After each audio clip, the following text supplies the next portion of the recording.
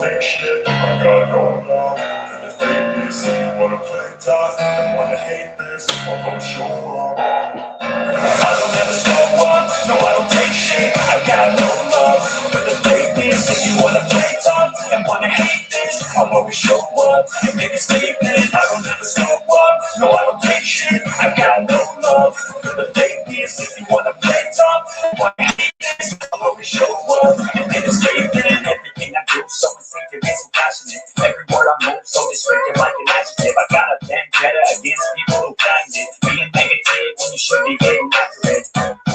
I got facts over tracks, this and that. Getting slow, skipping fast, off the road, stocking gas. Think I'm all paying back, but I don't know if that can erase all the past and the pettiness. A reflection of the emptiness, hilarious. You think you're worth my time, you're delirious, mysterious, because you are behind a fake exterior, inferior. You know I'll always be a good superior. If I believe this ain't no humble brag, I want you to hear words, you can say them back. I want you to feel free from the chains that last. Believe in what you got, it was built to last, yeah.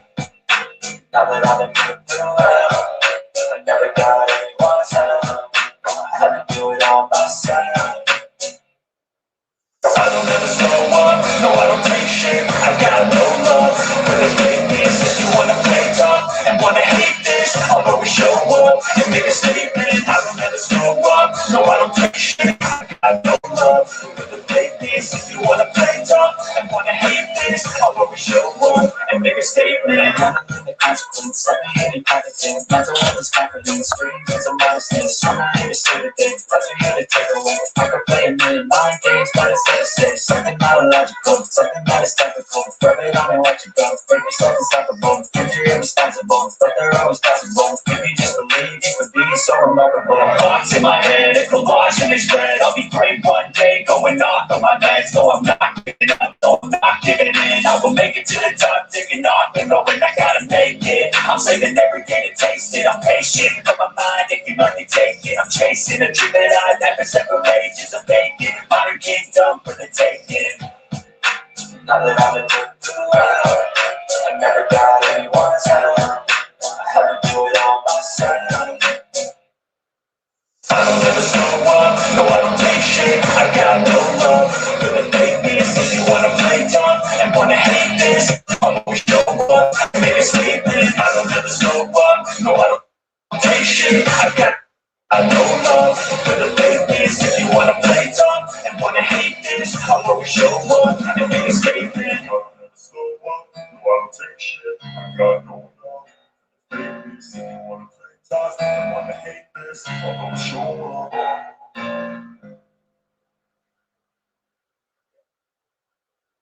Okay, yeah, sorry about the delay tonight. I had to make sure everybody got fed before I came on here, so sorry about the little bit of a delay.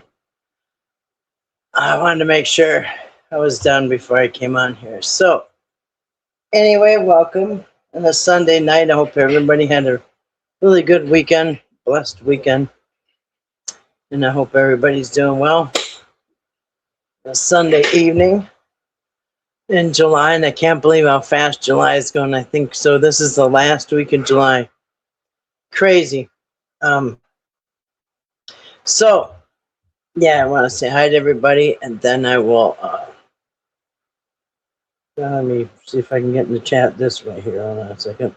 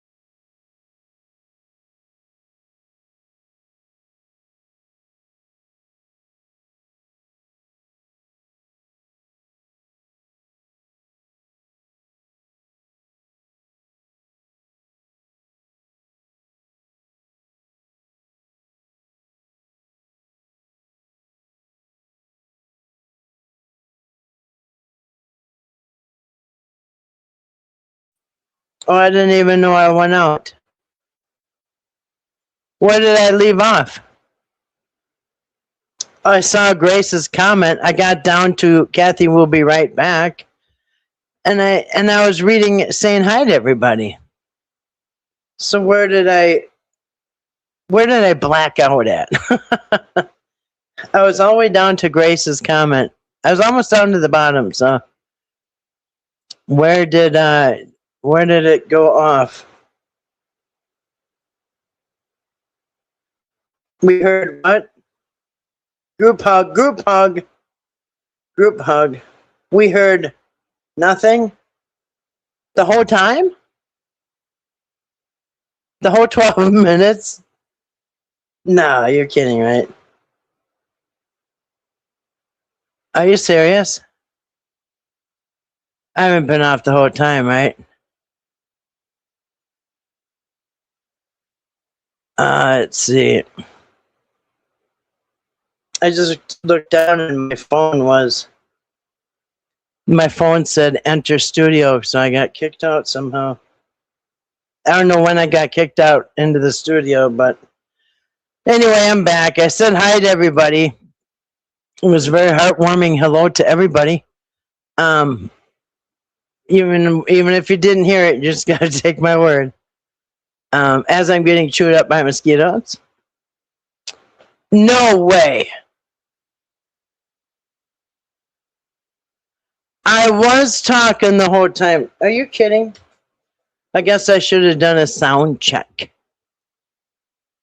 I should have done a sound check first, huh? Well, I'm gonna have to edit that out of the front. The 12 minutes of silence. All right. The 12 minutes of silence was in honor of me not knowing that I was silent. Yeah, Marshmallow. It was matched up with your visual. I have been talking and talking. So should I go back to the start? And you're like, yeah, because that's where you went silent. Let's see here. Gracious. Goodness gracious. All right, let me do this. I'm going to do it faster, though, okay? This is like the abridged version, edited version. Good evening to TMT. Good evening to Miss January. Welcome. Say it out loud. Good to see you tonight. Hope everyone's doing well. Sorry I was late because I always have to make sure the animals are fed before I come on. If you could talk about whatever you want. Marshmallow, good to see you tonight. You can talk about whatever you want. It's an open chat.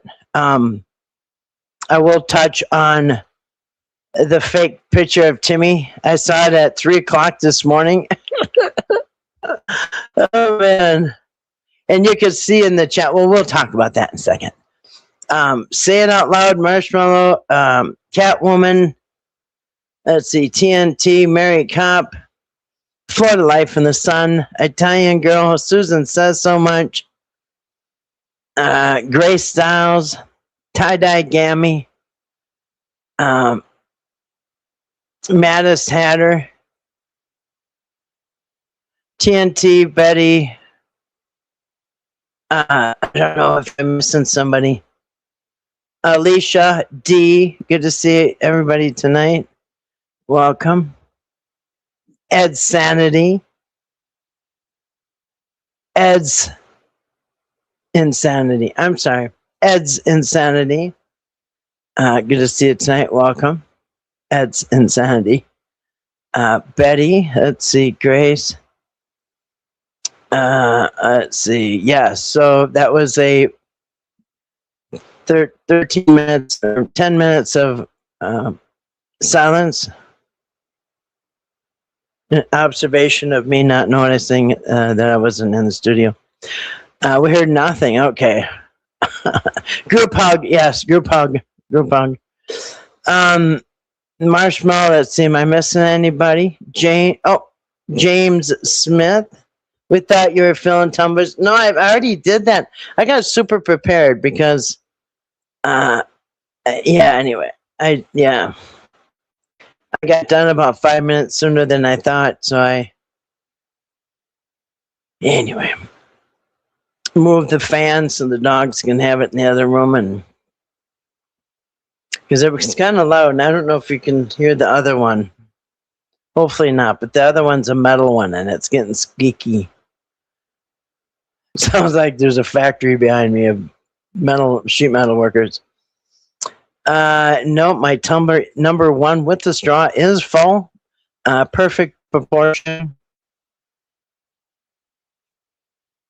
Let's see. Who else do we have tonight? Did I miss anything? Yeah. Hopefully I didn't miss anybody. If I did, you can just say something in the chat.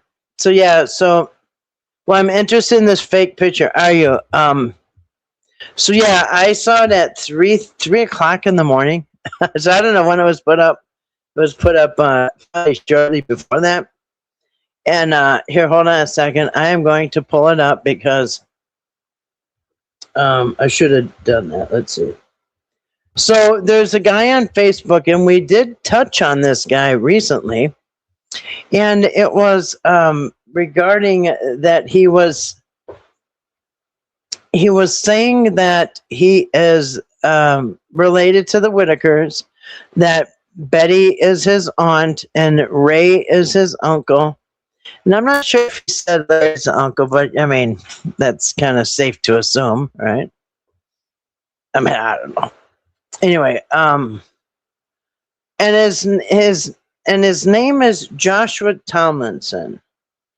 And so, let's see, let me pull him up. Joshua. There he is. I didn't even get his thing typed in and it came up. All right. So,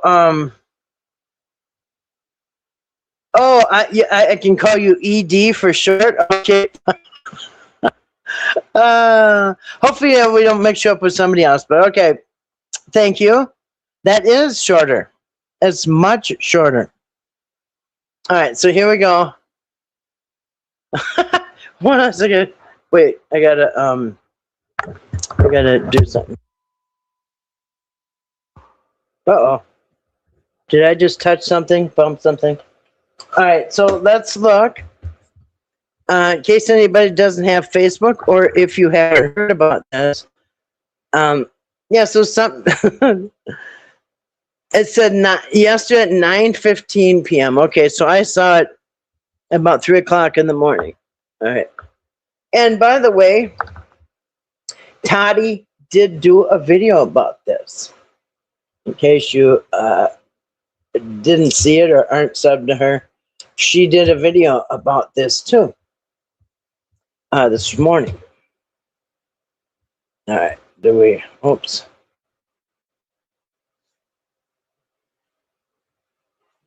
Okay, make sure. What are we doing here? Hold on a second.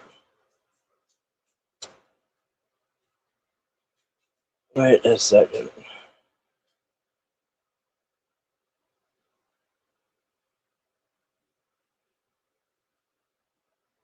All right, there it is. All right, so all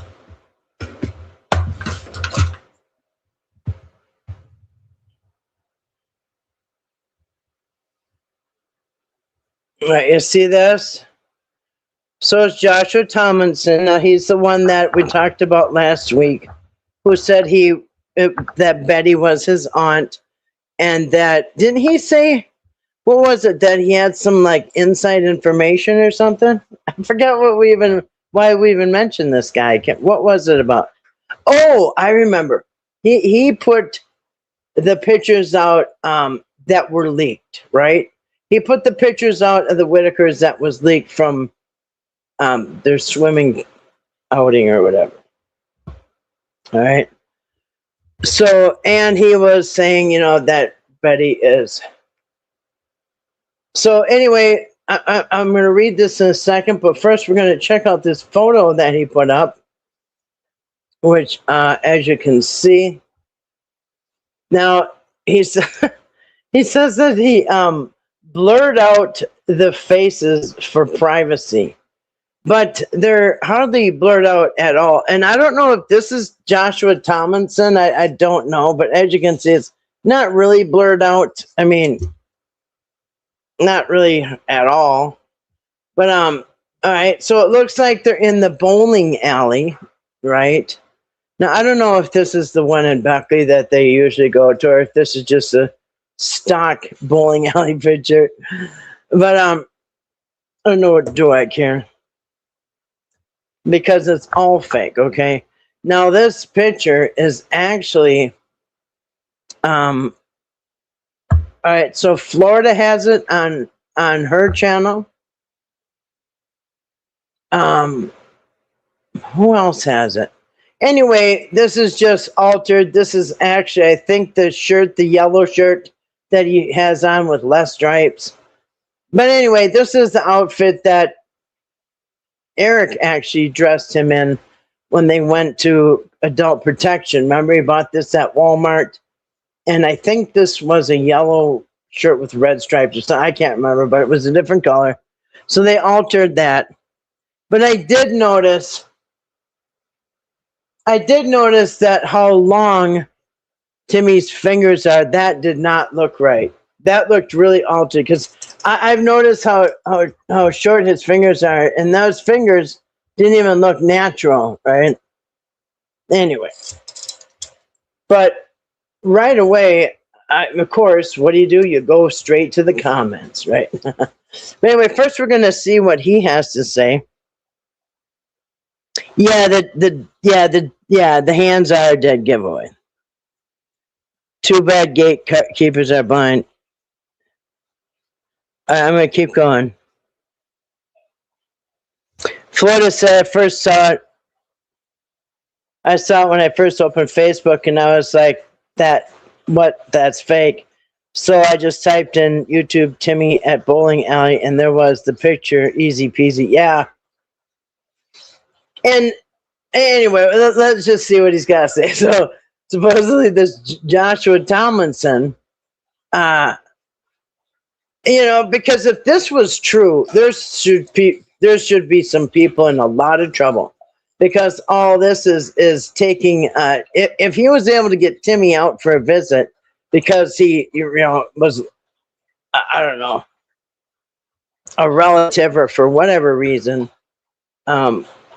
I just instantly didn't see the adult protection people or whoever he's living with, just letting this guy come and take him. And this guy, I think he lives in Florida. So why would they let somebody from out of state just come and pick him up? So I thought, wow, if they did that, and then he brings him out and showcases them with basically exploiting him, just like Patrick's getting charged with, just like Eric is being suspected of. Anyway, it wouldn't happen. Well, I would hope not. Although the real pictures did get out, right? So let's see what this Joshua has to say. This was last night, 9:15 p.m. Family update. Now, can you guys see that? It took mountains of paperwork, state authorization, and a trip to West Virginia, but we finally made it happen. Toot toot. Bowling with Timmy. Yeah. Okay. For those who don't know, Timmy, my Aunt Betty's nephew, was taken in by APS a while back, before all that went down. Get this, bowling with Patrick was his favorite thing in the world. I beg to differ, because not once did we see, did we? I don't think, never, ever, ever did we see Patrick bowling with Timmy, talking of bowling with Timmy, discussing the bowling. Nothing. That was Eric. It was one time. It was on Ray's birthday, and instead of bringing Ray to his special dinner, he ended up, I think, going to the steakhouse for his own. It was like Outback or something, whatever. Him and Timmy went out. But that was on Ray's birthday. It was like towards the end of August, I think 27th or something. I can't remember. And listen, for those that don't know, Timmy, my Aunt Betty's nephew. Now, if this is now, it's not like we're saying Aunt Betty, you know, Grandpa Jones. He's saying my Aunt Betty. It's different than saying, "Oh, and we picked up Aunt Betty," or do you say you picked up my Aunt Betty? So, how can anybody be related to Betty that's not related to the rest of them? Because Betty's never been married. So Betty's never had any in-laws at all. Now, if Betty had been married, this could have been an in-law, but it's not. Betty's never been married. And like you'd be better off to say it was Larry's. I'm Larry's nephew, my uncle Larry, right? Because Larry was married and he might have whatever. At least there's a chance, right? Um. So wait a second. All right. For those who don't know, Timmy, my Aunt Betty's nephew, was taken by APS a while back. Before all that went down, bowling with Patrick was his favorite thing in the world. So taking him back out to the lanes was a no-brainer. Anybody ever see Patrick? And I mean, I could be wrong. It just doesn't ring a bell. I'll just put that way. Man, I'm getting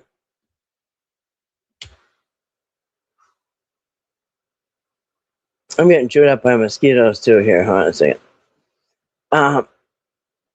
He's living with an incredible family now. Okay. I mean, this might be true, but whatever. So he's talking about Timmy. He's living with an incredible family now who welcomed us with open arms. The guy from Florida. We spent the day rolling strikes, catching up, and talking about home. So he must know the sign language, huh? The Whittaker secret language, right? Well, after all, if he's Betty's nephew, right? Maybe he has cracked the Whittaker code. He was asking all about Betty. Now, this is contrary to what we've heard. All right. Let's see. He was asking all about Betty and Larry, saying how much he misses everyone, and shared that he's been keeping in touch with his mom, Lorraine, and Uncle Ray. Wait, what? This isn't what we heard. In the pictures that we saw, they were all together. This does make no sense. He was asking all about Betty and Larry. All right, so we've heard that Betty and Larry have been visiting the family. I don't know where we heard it from. I don't even know if it's true. But why would Timmy be asking about Betty and Larry if they've been visiting? Anyway, he's asking all about Betty and Larry, saying how much he misses everyone. I mean, he really? So he knows their language, huh? Interesting. And shared that he's been keeping in touch with his mom, Lorraine, and Uncle Ray. Oh, so Timmy's off on his own now? That's what he's implying here. Timmy's living with an incredible family, and he's keeping in touch with his mom, Lorraine, and Uncle Ray. Wow. He's keeping in touch. Well, wasn't he like within arm's length of them in that photo?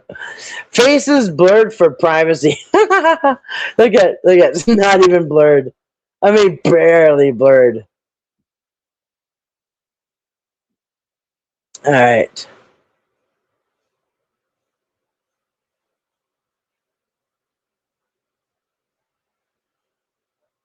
By the way, he's an Eric supporter because he thinks Eric was like Superman.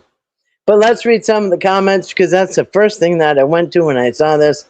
I'm thinking, okay, what is the public consensus on this? All right. All right. It says,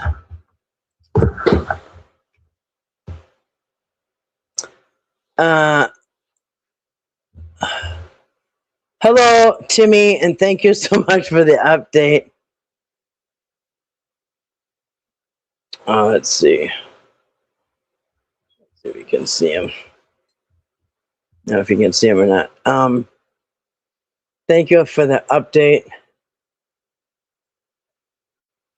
Is this real? Question mark. Blessing. So it's like 50-50. Half the people believe it. I'm so happy to see Timmy and to know he's doing well. It's amazing. He looks happy and very well taken care of. This is the picture of him when he was still living at home. Hopefully we'll have the life. Hopefully he'll have the life he deserves. Thank you for sharing. Hey, Timmy, hope you're good. We all miss you, Timmy, so much. I'm glad he's not a puppet on strings. That's amazing. He's keeping in touch with Ray. These people are buying a lock, stock, and barrel. You see, when I first looked, there was a lot of, maybe it's the older comments, but there was a lot of people that didn't believe it, right? Now, he might have weeded those out. I don't know.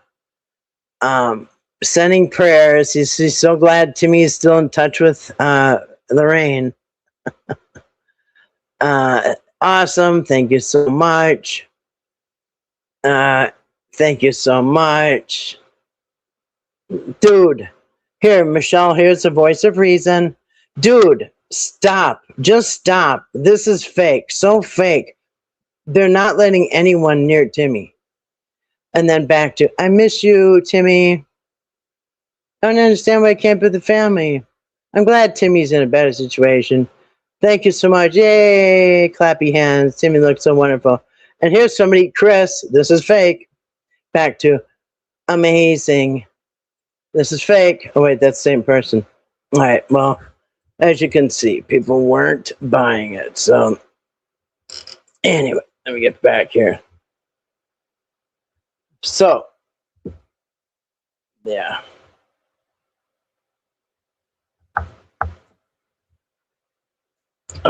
So that was the fake picture. Now, okay.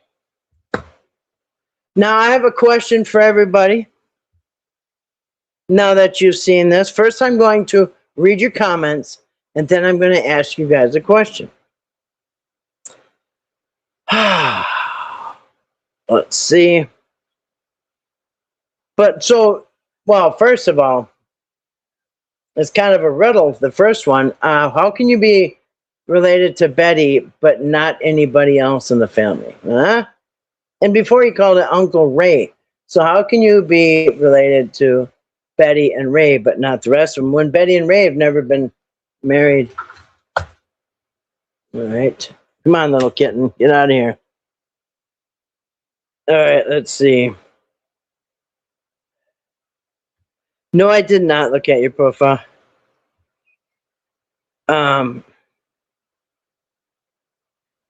Hey, Always Faith. Good to see you tonight. Welcome. When I saw it last night, he hadn't cropped it, and it was still the AI watermark on it. Oh, really? Yeah, because if you look, a lot of times the AI will have the watermark, and it will say it's AI. Come on, little kitten. You got to go. All right. Joshua is cashing in on the comments on Facebook. He's deleting the comments, calling him. Oh, he did. Because, yeah, last night when I first saw it, there was a ton of them calling him out. That's fake. About 50-50, I'd say. But now they're gone. He's getting paid for the engagement. Yeah. Yeah. Ray's birthday, okay. I thought it was Timmy's, but no, Timmy's birthday is in April. Ray's was like August 27th or something like that. Somewhere around there. Think back. Is this the same guy who said the sheriff was his brother-in-law? I'm thinking he was going by a different name back then. I don't know. That boy Joshua is too stupid. Just say Timmy's his cousin. Right. In fact, why wouldn't you say Tim? Because that would make Timmy his cousin. So why wouldn't you say that's my cousin Timmy? You know, it's like saying, instead of saying it's my mother, it'd be like me saying, well, it's my grandmother's daughter. I'm my grandmother's daughter's child. Like just say, you know, anyway. It's a way to just mind F people. He's a grifter and horrible to say Timmy was asking about. Yeah, right. That sounds really sad, actually. If Timmy was asking about his family, like he hasn't been seeing them, and that he misses home. The story's messed up. Not just showing this picture, AI picture, but the story behind it is messed up too.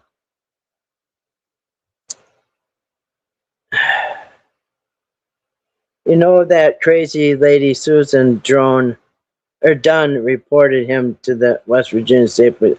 This one right here. Well, good evening to Kathleen. Welcome. JT, same guy. I'm not sure.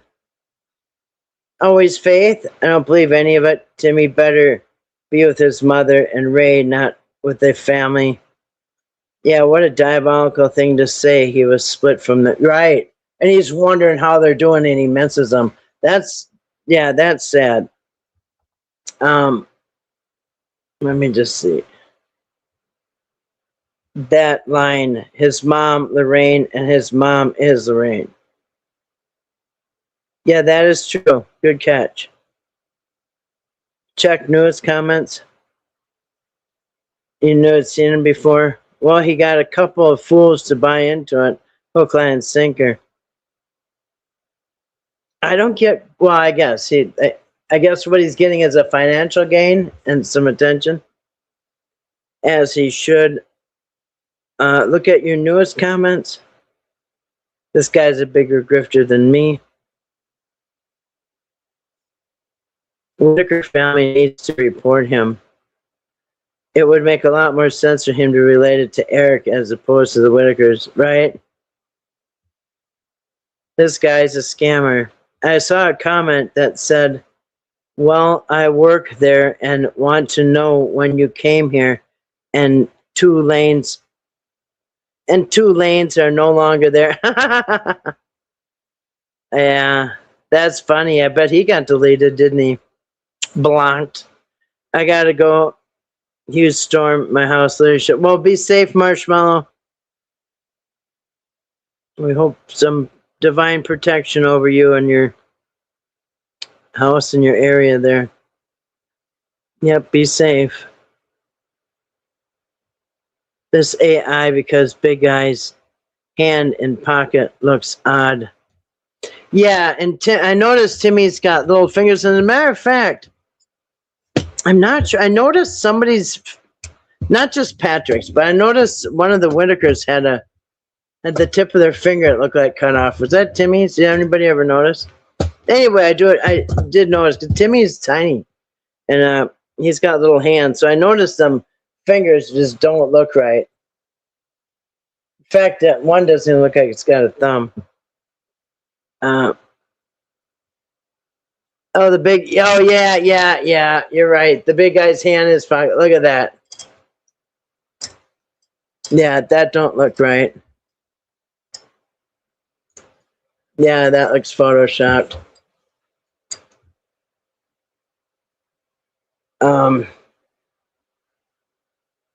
Yep, stay safe, Marshmallow. Need to be charged too. Not My Monkey says, greetings from Surfside, South Carolina, my vacation spot for the week. Wow. Hello to Surfside, South Carolina. Hello to Not My Monkeys and everybody there. Hope you're having a wonderful vacation. Have a safe vacation and a wonderful time. Lots of good memories. It must be real nice. Sounds nice, Not My Monkeys. Hope you're having a great vacation. Be safe, Marshmallow. Yep, everyone's saying hi. Being safe, Marshmallow. Oh crap. Thought you said Patrick's finger. Oh, Patrick does have a finger cut off.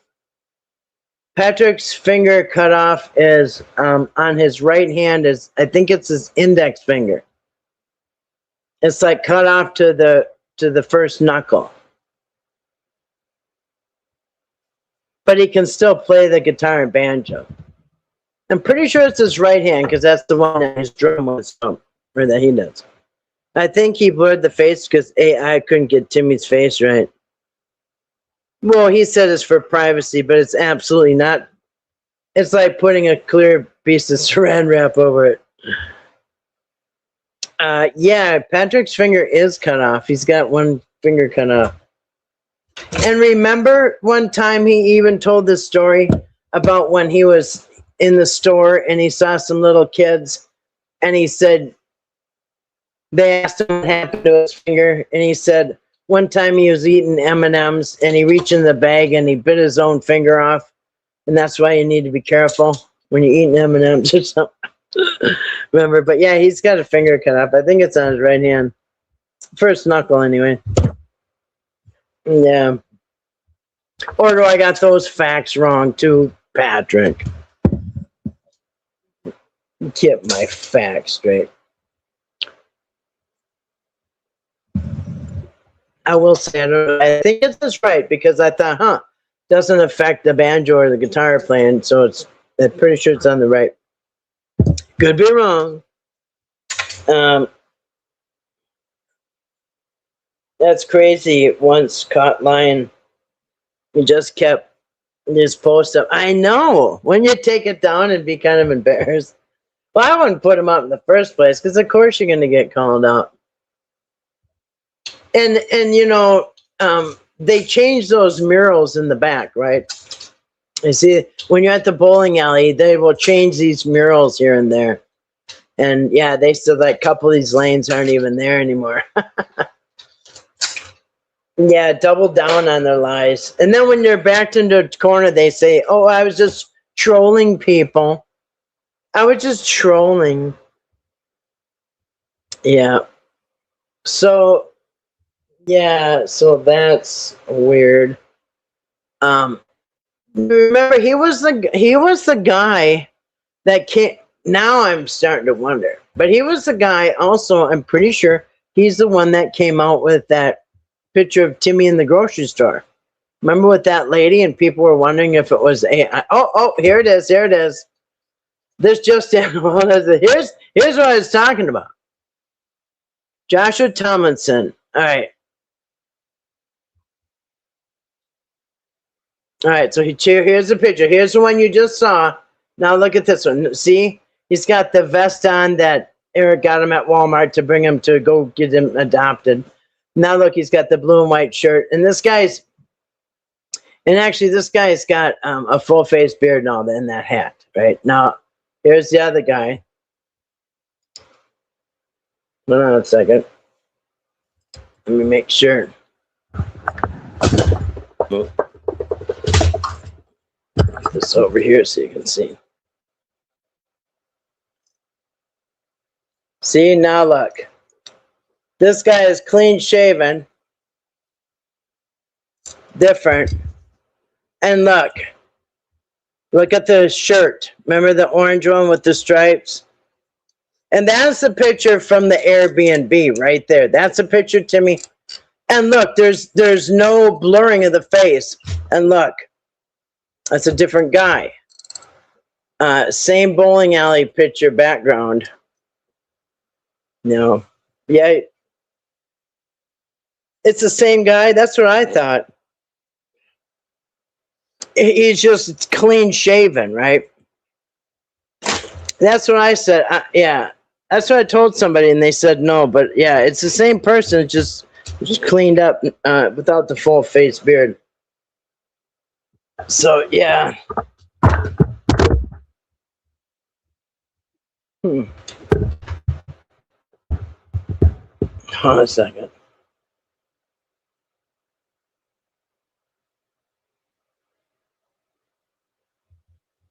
All right, so that is this one.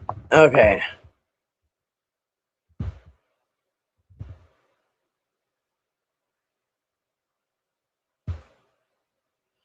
Oh, okay. What's the date today? The 20.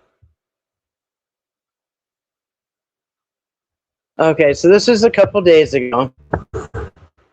This kitten just won't leave. He's looking at him like the cat just is a little interested in the guy. This little kitten here. Come here, little kitten. Gotta go. Gotta go play somewhere. All right. Why? So this was July 23rd, last Thursday. So why Mark Leda stepped away from Odd, West Virginia?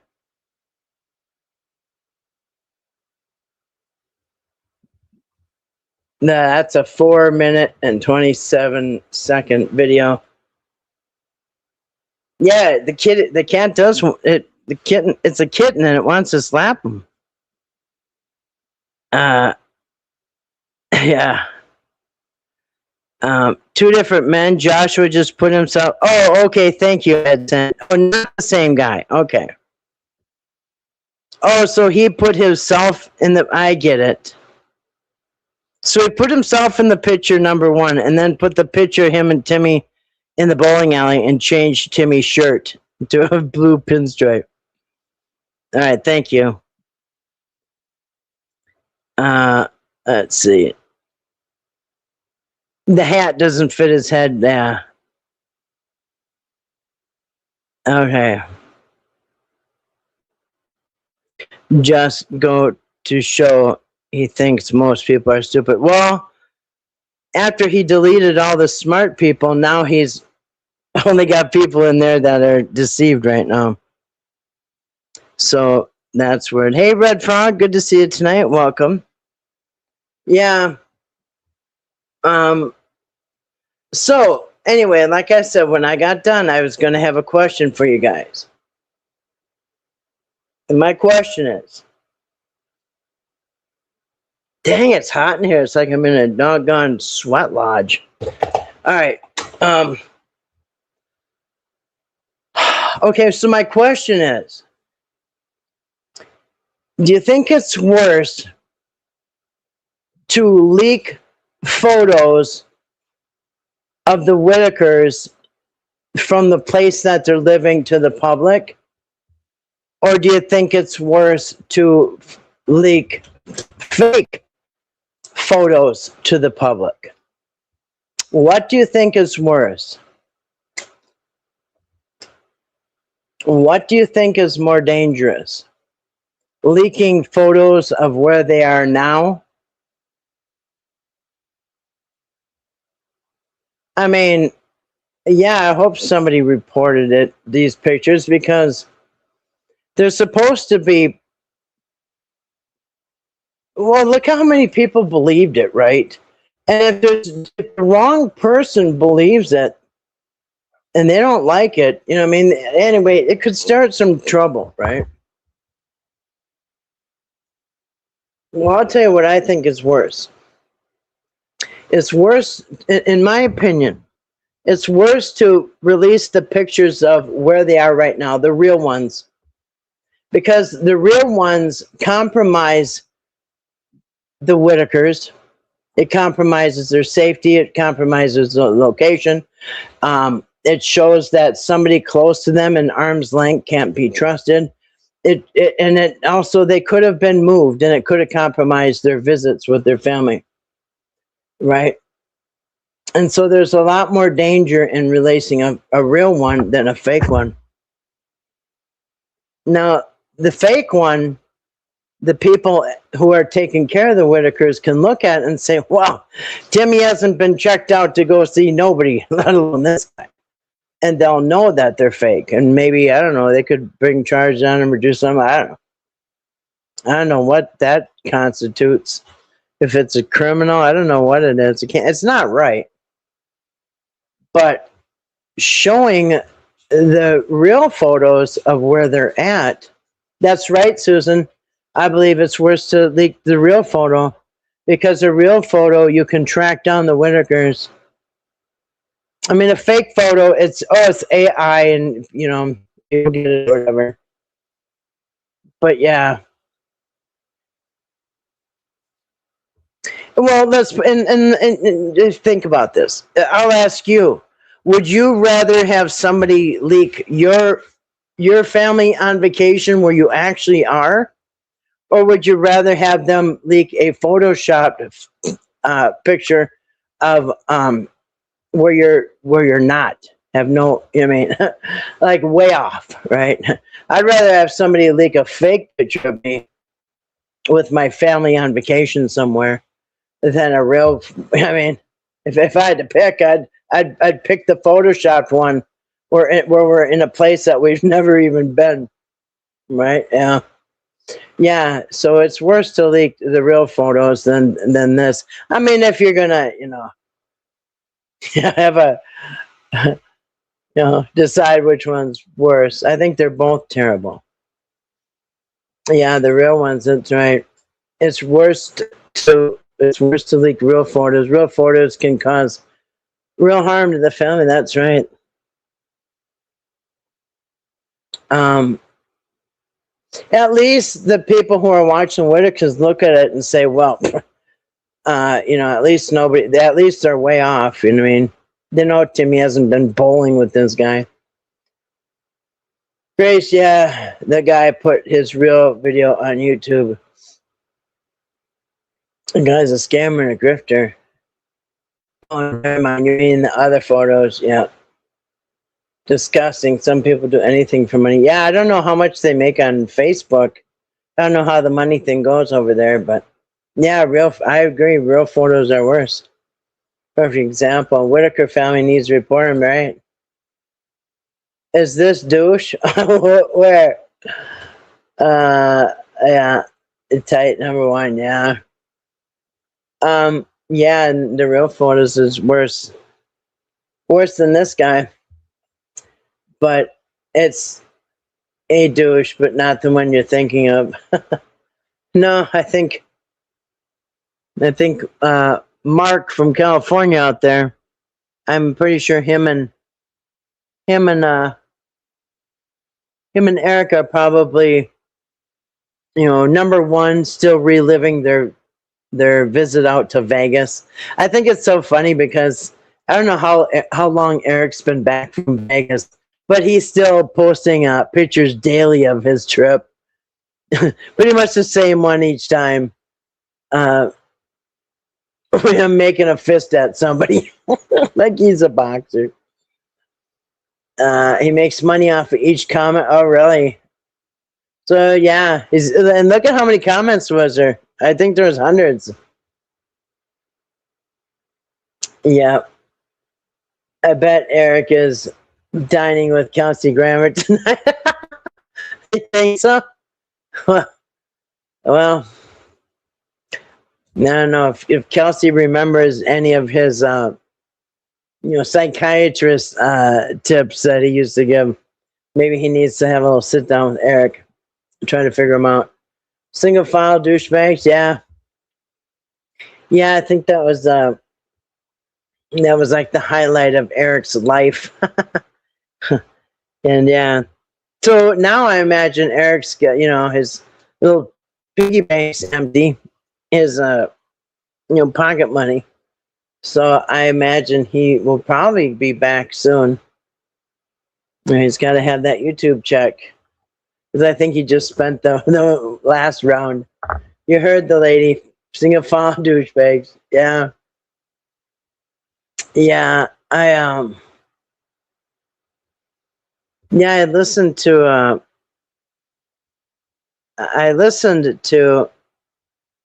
Dewayne.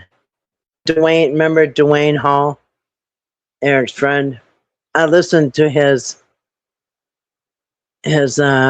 Bon Voyage of the Whittakers from last September. His timeline video, and boy, we should go over that sometime. I'm not sure when you guys want to do that, but yeah, the motorboating. Oh, the motor, and in fact, not only he was obsessed because not only did he do the motorboating, But just a few minutes later, he shows Patrick again. He goes, "Boobies, boobies." I wish I could find that picture because there was a picture of him and some other guy standing in front of an Airstream, pulled behind camper. And the caption said, "I'm going to be living in this soon," or something like that. And I don't know which one of them they were referring to. But anyway, just wow. So if you guys want to watch it, we could watch it either tonight or some other time. Doesn't matter to me. I don't know how long I should be on here to. Ouch. I got cats draped all over me right now. Yeah, motorboating. I might have to put these guys out because they're attracted like magnets to me right now. But yeah, that's good for a laugh, I tell you. Here, hold on a second. Yeah, and so his channel is called, and it's funny. Now there's 15 seconds cut out of it, and I don't know where. But he says in here that when they were, so there's some uncut footage, right? There's some unseen footage that they cut out. And they were on their way to the doctor's office, the urgent care, the very first visit with the Whittakers when Eric shows up, and they're in the vehicle, and Patrick, and this, remember, this is the first day or two that Eric was meeting everybody, including Patrick. So he goes, they're driving down the road and they're bickering like, an old married couple already. It's like the first day they met. And they're bickering about whether or not Ray needed his Social Security card or something like that.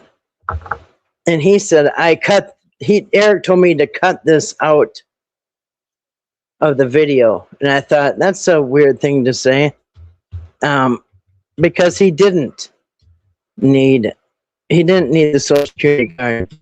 These people everybody's in the system at this point. I mean, and all these clinics and doctors' offices and hospitals are all owned like the same three people. So when you go one way, you're probably on file everywhere. So yeah, let's we can check that out. But yeah, I want to go over this at some point. The pissed off parent.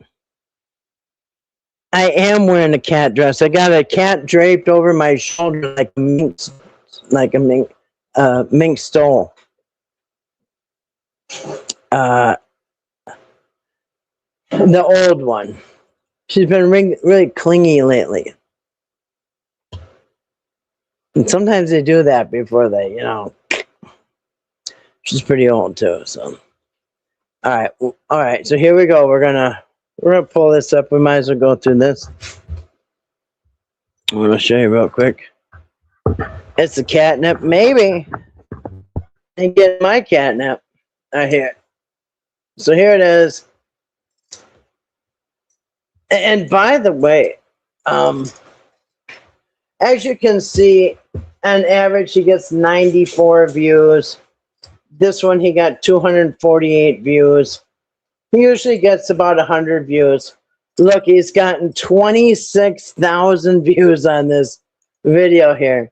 Why? I have stopped helping people. Oh, those people. They're so horrible, aren't they? But it just makes you want to puke. How he's saying stuff like, yeah, sure, Eric forgot the court date for the restraining order, but he's trying to juggle everything.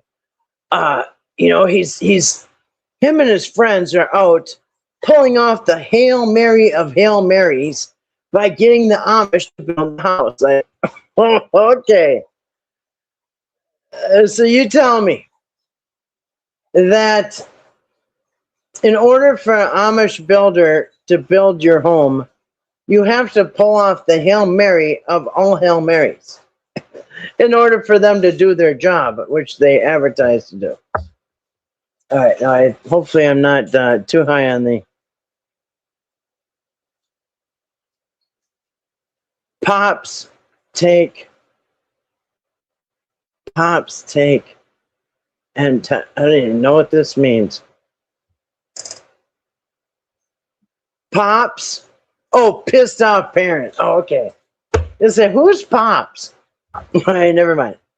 POP stands for pissed off parent, because that's his channel name. Look at me, Dewayne. I'm shouting out your channel. All right, so you can thank me later. Pops, pissed off parents take and timeline on social media. I'm like, well, wait a minute there, Dewayne. Are you going off of my calendar? Or actually, I used his timeline, which is kind of the same as my calendar, but I used it to confirm what was on my calendar, and it pretty much lined up. So, all right.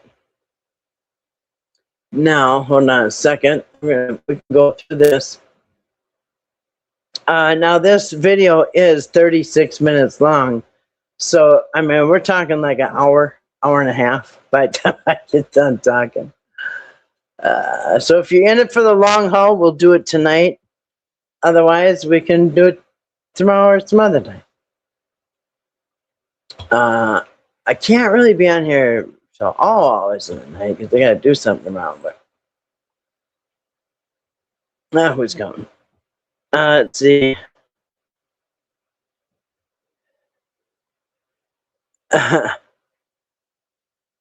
Yeah. Hello, sweetheart. Good to see you tonight. I love that you're not done letting these tarts off the hook. Their love for money ruined a family. That's right. Good to see you tonight. Hello. I hope you're doing well. POP, piece of poop. It could be.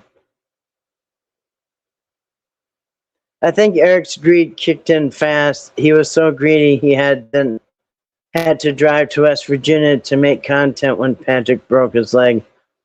I think when Patrick broke his leg, he already had the wheels in motion to get Timmy to himself.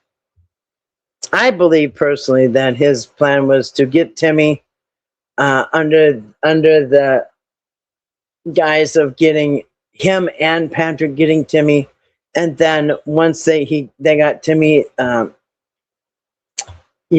Patrick would be aced out of the picture because number one, he told him to go get the F off his property. And number two, maybe by his background, he's not going to qualify. You know what I'm saying? And number three, Eric already brought adult protection over to Patrick's without Patrick's permission and without his knowledge. Eric invited the adult protection. Remember, that's on video.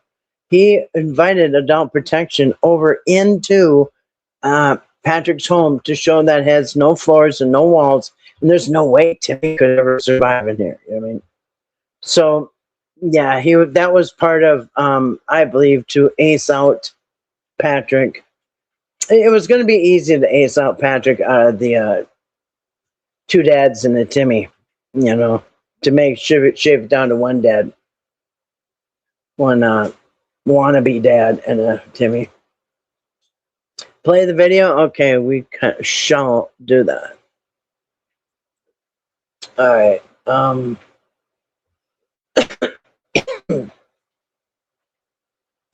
right.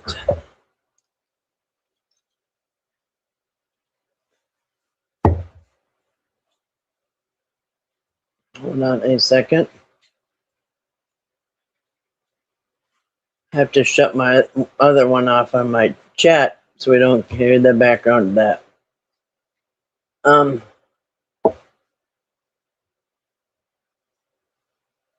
Ouch. Yeah, I'm sure he had it planned. Okay.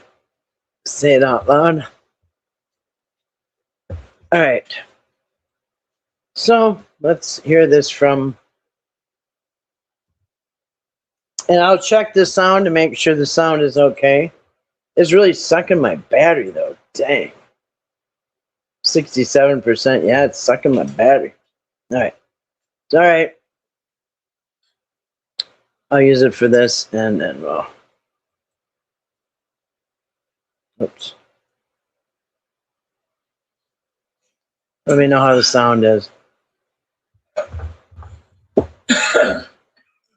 5 hours later. If you thought watching Patrick spit your cup was riveting, wait till you see the train wreck timeline I've got for you. Just a weekend, Dad. So let's get this straight. You got Patrick Moore, the guy who got killed in the book. Kind of hard to hear, so I can imagine on your end. I'm going to put up the closed caption. If anybody wants to see that. Oh, that's bigger. All right.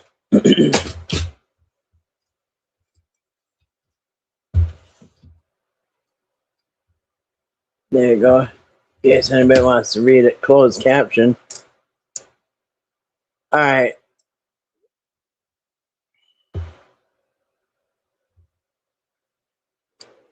Okay. So now notice, now that he's not sitting there with Patrick on the panel and the Whittakers, making the money off of it, now he's got all kinds of crap to say about Patrick, but he didn't say anything to his face. Not until he's, till everything blows up. Anyway. With his golden ticket to YouTube fame, Eric Carl, buddy, a guy who's been in the trenches for years exposing family court corruption, being pulled into the surface because Patrick suddenly ripped. And he's got it speeded up really fast. Let me slow it down a little bit. I think he, I really don't know why he's got it sped up so fast. And how he did that. So anyway, let me know if the sound is okay. And by the way, during this video, he claims that he never got a penny or dime on anything. He didn't make any money. But remember, Eric said that, well, we had to pay for this, we had to pay for that. This stuff ain't cheap. And we had to pay for a website. Then 5 minutes later, he says, yeah, Dewayne did the website. So yeah, Dewayne did get paid, if nothing else, for the website. Go ahead, Dewayne. He was getting pulled into this circus. They're like, oh crap, 60,000 followers and 30 million views, but it doesn't automatically print money. Who knew? Not like the rest of you, I've been sitting back with my popcorn watching this dumpster fire unfold. It's like Jerry Springer meets Appalachian Gothic, drama, contracts, cash app links, rumors, receipts, and of course all the... Can you guys hear that all right? Never done a damn thing for anyone, but got plenty to say about how it should have been done. Full disclosure, Eric and I have been friends for a while. And my direct involvement with Patrick, maybe... Did you see that? Watch. Him and Eric have been friends for a while. Him and Eric have been friends for a while. Look at that's his tattoo. Okay. Go ahead. What were you saying? That is weird how he's got his hair like that. Anyway, did you see that? My direct involvement with Patrick. Can you hear it? 2 or 3 times on camera tops. But like most of you, I couldn't help but ask the question: how the hell did we get here? So I decided to lay it all out. A chronological timeline of events with mostly... Okay. He decides to lay out, how did we get here? How did we get to this horrible place we're all at with the family? Guess where his timeline starts out? 10 years earlier. Soft white underbelly does this. Soft white underbelly does that. Soft white, the GoFundMe, the soft white... like, what does this 10 years past have to do with anything? Except to make the Whittakers try to look bad. No. Dewayne, the timeline starts from the moment that Eric and Patrick came into the picture, right here. But he's going to go all the way back and he's going to disparage the Whittakers to try to demonize them, to say, oh, so they're scammers, huh? Oh, so this was all scamming. By the time they got to poor little Eric, he didn't stand a chance. Yeah, right there. All right. So, available data. And because this, you know what? No, wait. I'll tell you what should be on this timeline. If you want to be fair about it, we're going to bring up people's past. Then you should go back to 2016 with Eric, too. In fact, go back to his DWI. Remember Eric's DWI. Then go back to which he admitted to. Go back to the put this on the timeline. Put on Eric's DWI. Put on Eric's addiction to painkillers or morpheus or whatever he was addicted to.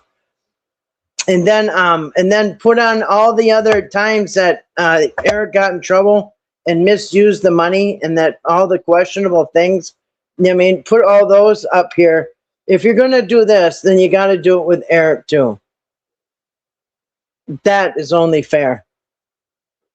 Sorry, Kat. All right. Ouch. Not the time. So, yeah, for him to do this is ridiculous. Not to mention just horribly unfair. Because actually, the Whittakers' past 10 years is outshined by Eric's shady 10 years of business. You know what I'm saying? Because if you want to be fair about it, Whittaker's had some controversy. Well, they had some controversy over like $100,000, and it was right about here. It was right, a couple years before, maybe a year or two before Eric and Patrick got involved. That was $100,000, but Eric had much more time after time after time with hundreds of thousands of dollars. So this is just ridiculous to do this. chronological timeline of events with mostly publicly available data. And because it's the pissed off parent, I'll be adding commentary, and maybe, just maybe, I've got a surprise or two up my sleeve. Buckle up. This isn't just a story about the Whittakers. It's a case study in internet drama, human nature, and how fast good intentions can spiral into chaos when clicks, cash, and egos collide. You know that moment when a story goes from a few people talking about it to everybody talking about it? That was Mark Lyta, Soft White Underbelly, and the Whittakers in Odd, West Virginia. Let's rewind. Mark's channel, Soft White Underbelly, launched in April of 2016, but this has nothing to do with the Whittakers and their story. The Whittaker family didn't become one of the most viewed features until later. One of the who doesn't know this already? The history, right? Videos titled Inbred Family, the Whittakers, amassed tens of millions of views. For example, one Soft White Underbelly video featured the Whittakers showed about 45 million views. Mark didn't just film them. He created a GoFundMe for a new home, shared updates, and publicly showed receipts of over $100,000 sent to the Whittaker family over time. Which is a lot more than Eric did with the $100,000 plus that was mentioned in the police complaint, right? Over $100,000 in the police complaint. Now, he hasn't been charged or anything like that yet, or as of now, I should say. But this is even the Whittaker's past is small potatoes compared to what Eric has done. And as a matter of fact, the Whittakers have not and will not be ever charged with anything about that GoFundMe. And Mark Lyta will not and has not and will not ever be charged with that money from the GoFundMe. So Mark and the Whittakers did nothing illegal that they can be charged with, or they would have been charged with it. Unlike Eric, who is, we don't know. They would have definitely been charged by now if anything had been wrong. Then came the controversy. Critics questioned whether the GoFundMe money actually went into home repairs versus other uses. And that picture of BJ's boyfriend, Nelson, this was critics questioned whether the 2023. And Whitakers didn't even start getting their first a couple $100 until like very late fall of 2023. So they didn't, all the money they had together isn't even this much. So yeah, even if they saved every penny, it wouldn't have been that much. And this is very out of context. There's literally 1 second, 1001. That's it. Completely out of context. He could be at a casino. He could, who knows? But they make this, out of context clip of Nelson with this money. So right now, this is what he's doing. Dewayne is building a case that every Whittaker is bad. Before he even starts the story, you're supposed to believe that every Whittaker is bad and shady. And oh, look, here's BJ's boyfriend in 2023, 3 years ago with some money. Yeah, so what's the story behind it? There is none. GoFundMe money actually went into home repairs versus other uses. They did, and I did a video on it, and I just watched that video like yesterday. I watched the video of their Mark's second visit when he said, "Oh, so what'd you do with the money?" And she named off all the things. So what did he just say? Critics question where the GoFundMe actually went into. Question where the GoFundMe money actually went into home repairs versus other uses. Well, wait a minute. We saw the new siding on the house. We saw the new roof on the house. Betty did a new laundry room. She fixed the floor that was falling through. They got some appliances. They got a vehicle. So this is all BS. This is just to slander and actually paint the Whittakers in a very horrible picture before he even starts. So before he even starts the at the beginning where Eric comes in, he wants to paint this picture of these awful people that Eric got into the clutches of. Next question where the GoFundMe money. Exactly, Susan. Dewayne is trying to justify Eric taking money and running. Exactly. So he's building a case like, man, Eric didn't stand a chance with these wolves. Mm-hmm.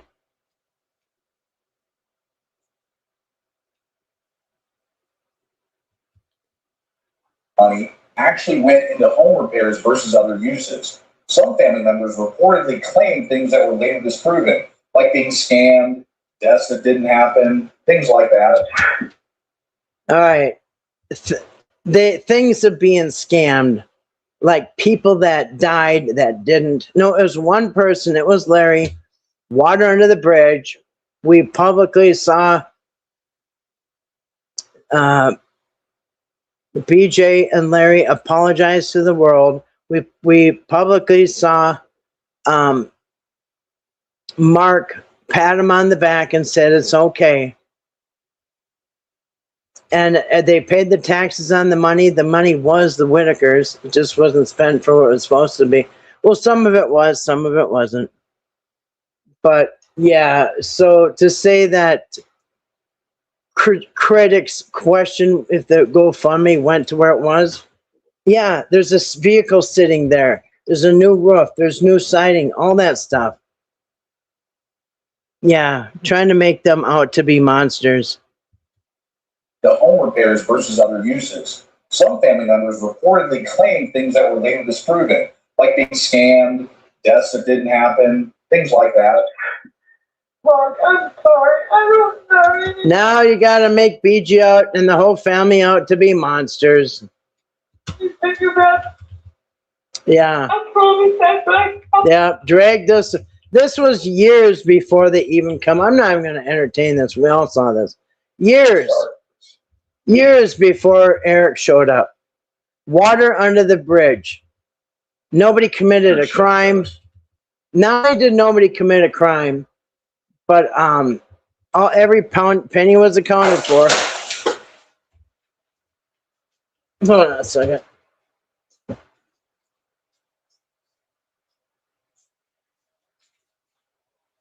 What you guys are doing?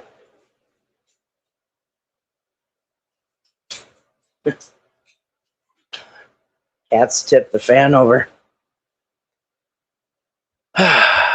Yeah. So now Eric's pushing in this TV. Yeah, okay, so that happened. And on the same visit, you know what I mean? It wasn't even a big deal.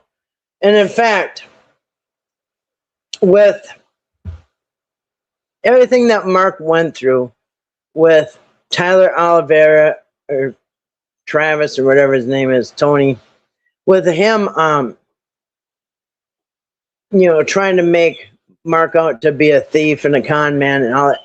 Mark went through more crap than anybody, but he straightened it out like a man. He straightened it out like a man. He had all his records, his ducks in a row. He showed everybody that nothing's happening here, and they moved on. And there was no crime committed, no nothing like that. And even through all this, he's standing on the porch, and he never raised his voice like Eric did. He never told anybody to call the cops. He never did any of that stuff. He's just basically disappointed. That's it.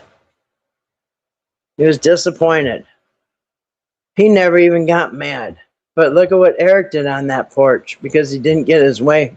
Because he can't have Timmy. I have a question.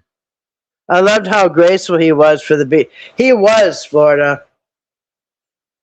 He was very graceful. He just talked it out. And then and look at everything he went to, and Eric didn't go through anything except what he caused himself. And yes, he's very graceful. I have a question. Why would Eric get involved with the Whittakers knowing all this shit? Exactly. He knew all this. This whole timeline, Eric was well aware of this timeline before he even stepped foot there. Before he even stepped foot on that property, he knew all this. He knew about Mark. He knew about the GoFundMe. He knew about BJ. So now it's like, oh, guess what I found out? Eric stomped his foot and crossed his arm. That's right, because he didn't get his way. Yeah. Why would Eric get involved with Whittakers knowing all this shit that Dewayne is talking about? Exactly. If they're so bad, then why? If this was so bad, then why would you get involved? It was such a problem. I asked you about Larry died. So yeah, you did. Well, he keeps doing that. What? Your TV? Yeah.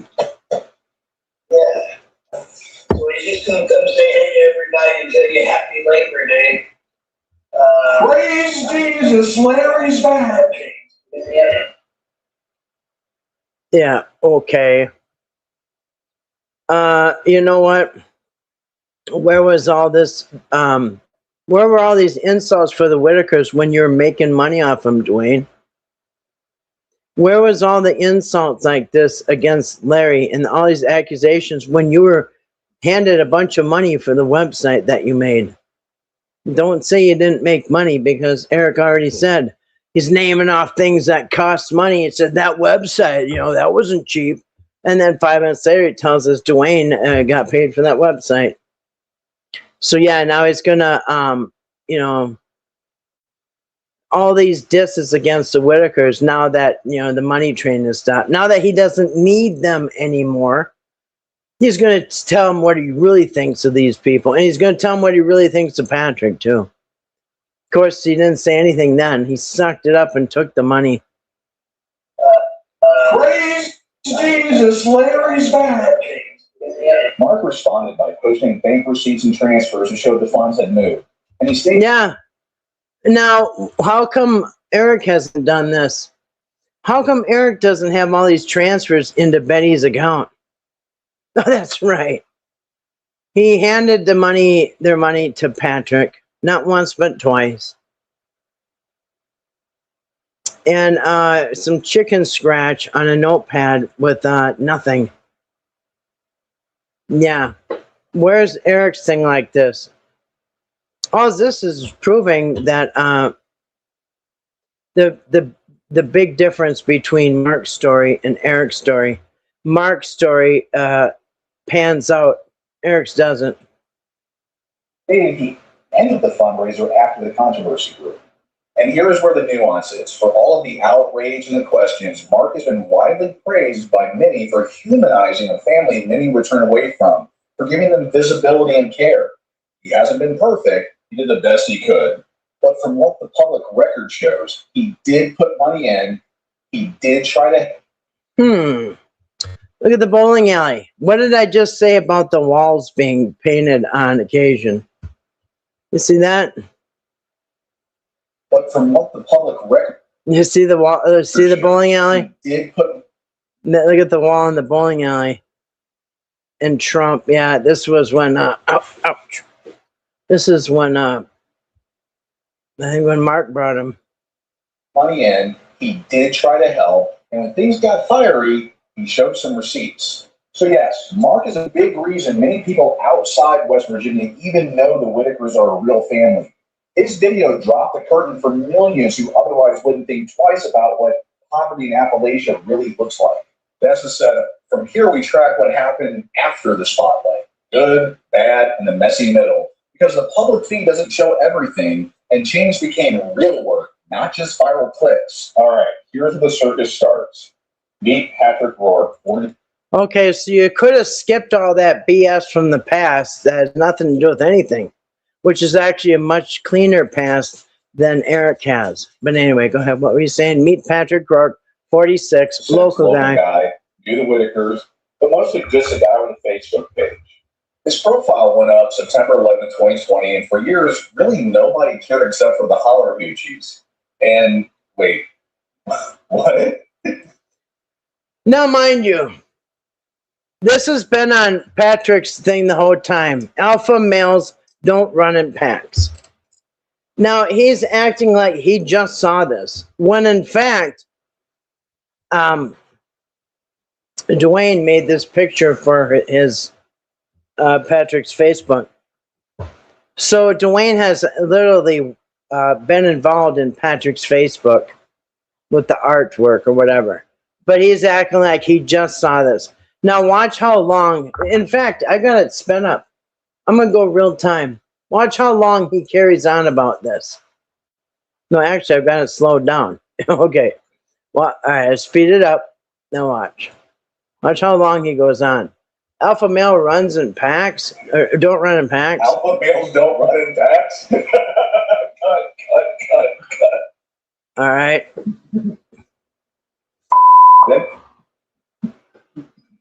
Yeah, mosquito in here.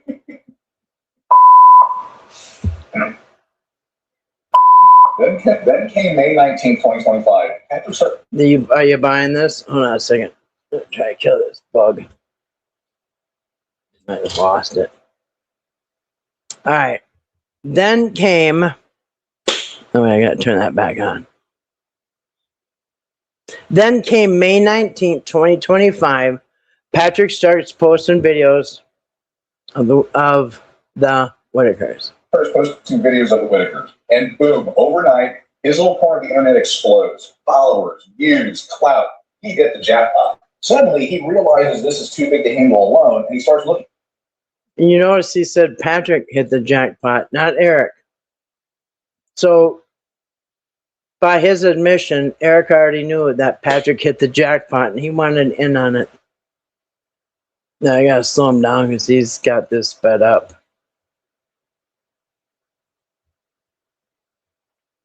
All right, good enough.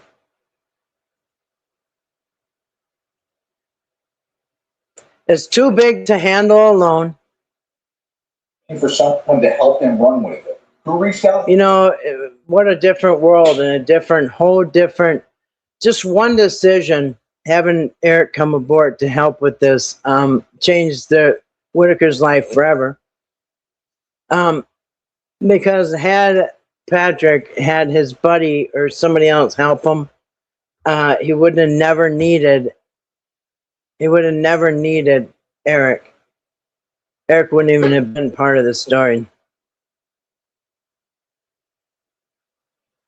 Brandon says Eric was also the one who originally contacted Patrick offering help. And it was all about that GoFundMe. Eric saw that it was only $100, and he said, "You could do much better than that." As a matter of fact, look, I'm going to read. This is the first message that Eric ever wrote to Patrick, and this was on Facebook.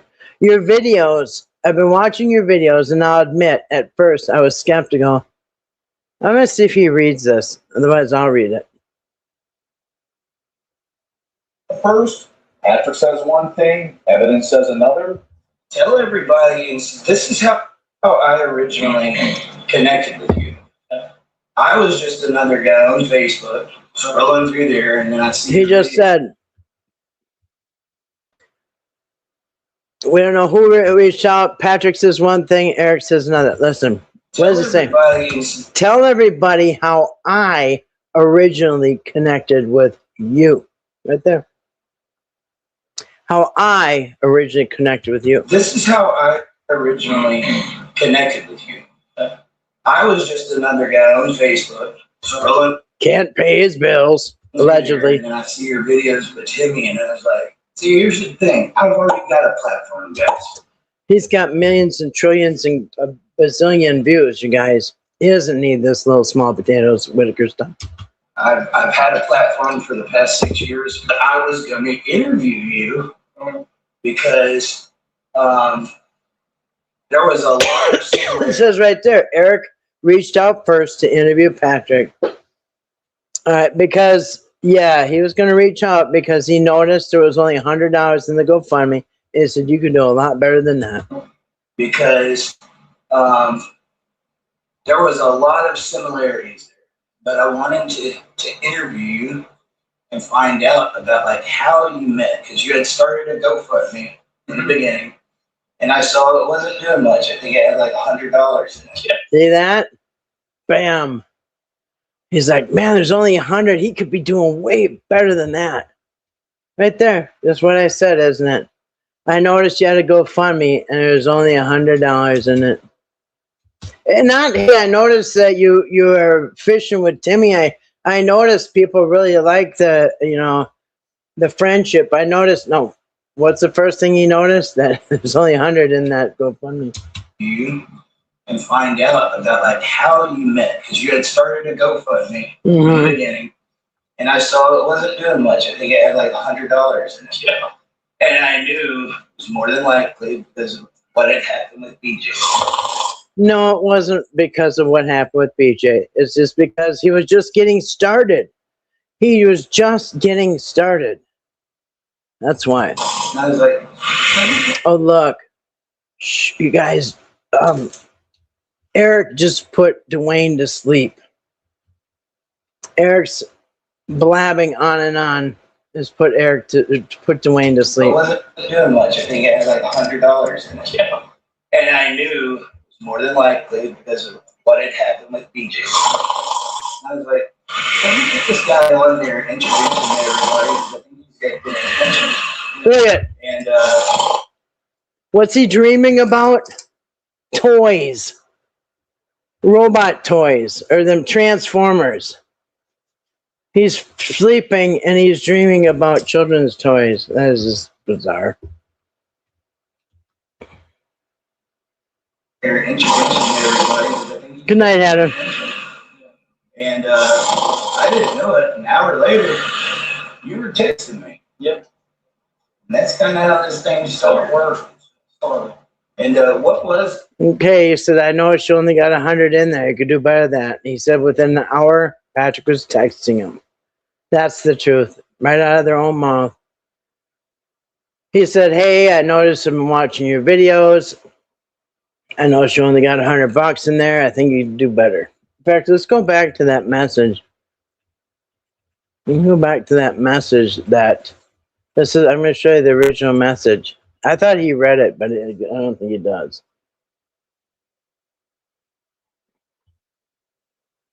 Let me find it. There it is.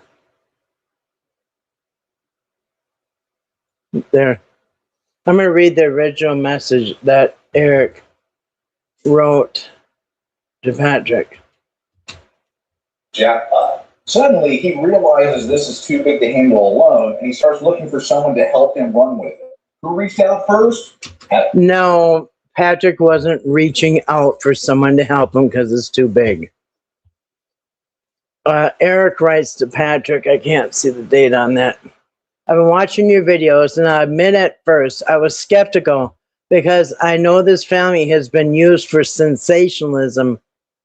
I can see their eyes light up when you're around, and what you've been doing with Timmy is awesome. Oh man, here we go. I was the son of a preacher. I'm sorry. I was the son of a pastor. And my dad, he was very big in helping families like this. Oh, here we go. Oh my gosh. Is this a script? Yes, he weaseled his way in. Look at this. Look at this bullshit. This is even the story that Eric told to the judge in court. I'm the son of a preacher. I was the son of a pastor, and my dad was very big on helping families like this. One of the girls that went to his church was molested by her own father and ended up having a kid. Like, what? He obviously and who is this guy, by the way? He keeps saying, obviously, he's in prison for life. Really, if the girl's in her 40s now, or 30s, or whatever he said, if the girl's in her 30s now, how is the guy still in prison 30 years later for this? In fact, Eric, tell us this guy's name. Because I'm saying, in my opinion, this is a made up bullshit story. Who is this guy have us look him up. I'll look him up. Give me his name, Eric. Because I don't believe this story for 2 seconds. He wants this to be, I've already had a Lorraine in my life. Yeah, we already had one just like a Lorraine. All right. One of the girls that I went to church was by her own father and ended up having a kid. He's obviously in prison for life. What do you mean, obviously? I don't believe it. Give us his name. If this was a real story, he'd say his name.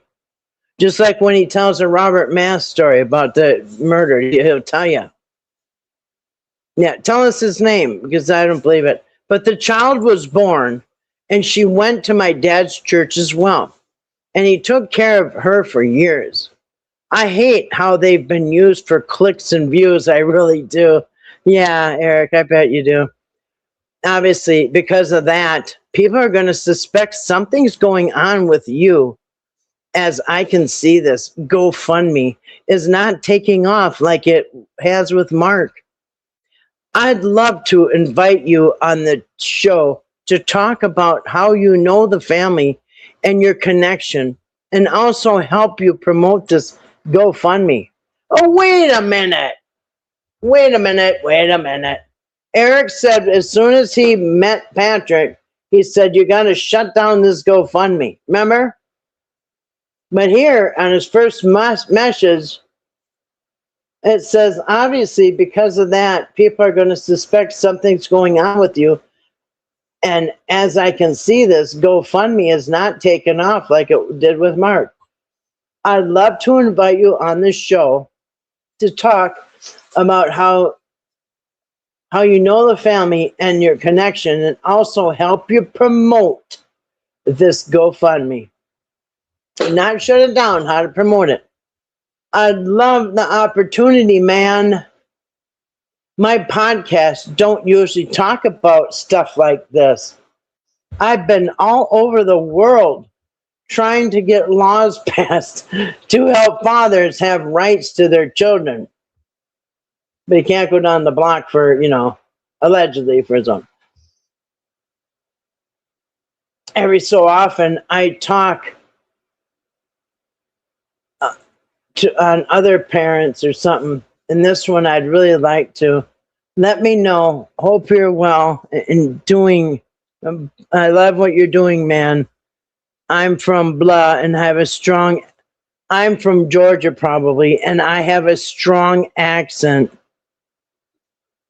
too. I have a strong accent too, and something shit on. I can't see the rest. You don't have a strong accent. Anyway. So that was Eric's first message to Patrick. Oh, we can do better than 100. Come on my show and I'll promote your GoFundMe. Yeah. Patrick says one thing, evidence says another. Tell everybody, and this is how I originally connected with you. I was just another guy on Facebook, scrolling through there, and then I see your videos with Timmy, and I was like, see, here's the thing. I've already got a platform, guys. I've had a platform for the past 6 years, but I was going to interview you because there was a lot of similarities there. But I wanted to interview you and find out about like how you met, because you had started a GoFundMe in the beginning, and I saw it wasn't doing much. I think it had like $100 in it. Yeah. And I knew it was more than likely because of what had happened with BJ. I was like, let me get this guy on there, introducing everybody, so I think he's got good attention. Yeah. And I didn't know it. An hour later, you were texting me. Yep. That's kind of how this thing started working. And what was it about that initial message that kind of, connected with you? Well, probably the biggest thing that I seen was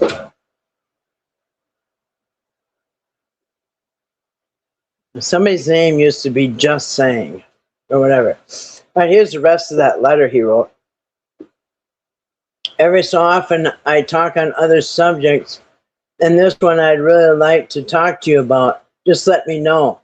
Hope you're well. I'm from the South and I have a strong accent and something blah blah to shit on that which they have no clue. There's nothing like Southern hospitality. And he's the son of a preacher, you guys. what you said about your dad and all that. So, you guys, kittens. So right there, Patrick said, well, what made you go? Eric says, like, what made you, call me up? He said, well, you work with dads and you're a son of a preacher and and you grew up in the church and all that stuff. Recently, I heard somebody say, if you hear the words preacher and fundraiser in the same sentence, you need to run. Church, all that kind of stuff. And then I went and looked at your page and seen how you were thrown out and affiliated with having your own page as far as whenever it comes to like dads, the rights of dads. And yeah, I mean, I'm just like, God. Well, Eric, his friend, and Patrick are boring for little Dewayne. Dads. Yeah, I mean, I'm just like, God. Dads are just you guys. Moms, and that's you. 5 hours later. Yeah, it's very. Come on. Not talk too long, but when Seriously? Don't talk too long? Honestly, doesn't matter. It's inconsequential. The fact is, his Facebook page became the epicenter of this entire mess, and everything that followed spiraled. I swear this video is never going to get done. Patrick has diabetes. He came out a few days. Yeah, Patrick has diabetes, not Eric, right? Eric wouldn't lie about nothing. Ago, today's September 23rd, 2025, and he's been saying for a while that he. By the way, this is about a week after the West Virginia State Police announced that Patrick and Eric are suspects in fraud against the Whittakers. This is about a week later, maybe less, a couple days after. Days ago, today's September 23rd, 2025, and he's been saying for a while that he only has his personal account, and that's the only one he has. What's right and what's wrong. Look at the size of those boobs. Uh-oh. Here we go, guys. Here's the one you've been waiting for. You see, Dewayne seems to be turned on and attracted to male breasts or anything that looks like them. Now, I won't even say anything. I was gonna say something about his wife, but I'm not gonna. Oops! Come on, cats. Come on. You gotta get out of here. Scram, scram. All right, they're pushing buttons all over the place. All right, here he is. Now this is where he shows his fondness for Patrick's body. All right, go ahead, Dewayne. For a while that he only has his personal account. That's the only one he has. Yeah. And what's right and what's wrong? Look at the size of those boobs. That is right. Uh-oh. Is that Stop. Dewayne couldn't help himself. All right. is that I only own one platform. It's funny because Patrick didn't even feel that. I only own one platform. I have Facebook. I own Facebook. That's it. I don't have no other platform. You know, it seems as though maybe Dewayne never really grew up. You know, can't give up the toys, and he goes a little crazy at the sight of anything that may or may not look like a booby. Facebook. My own Facebook. That's it. That's right. Dewayne ain't skinny either. That's right. I don't have no other platform, nor am I in control of any other. That's not mine. And then people started noticing comments coming out of the Whittaker page, and of course people were alluding to the fact that it was Eric. I have. Oh my gosh, Dewayne, stop. Titties. Oh my gosh, Dewayne.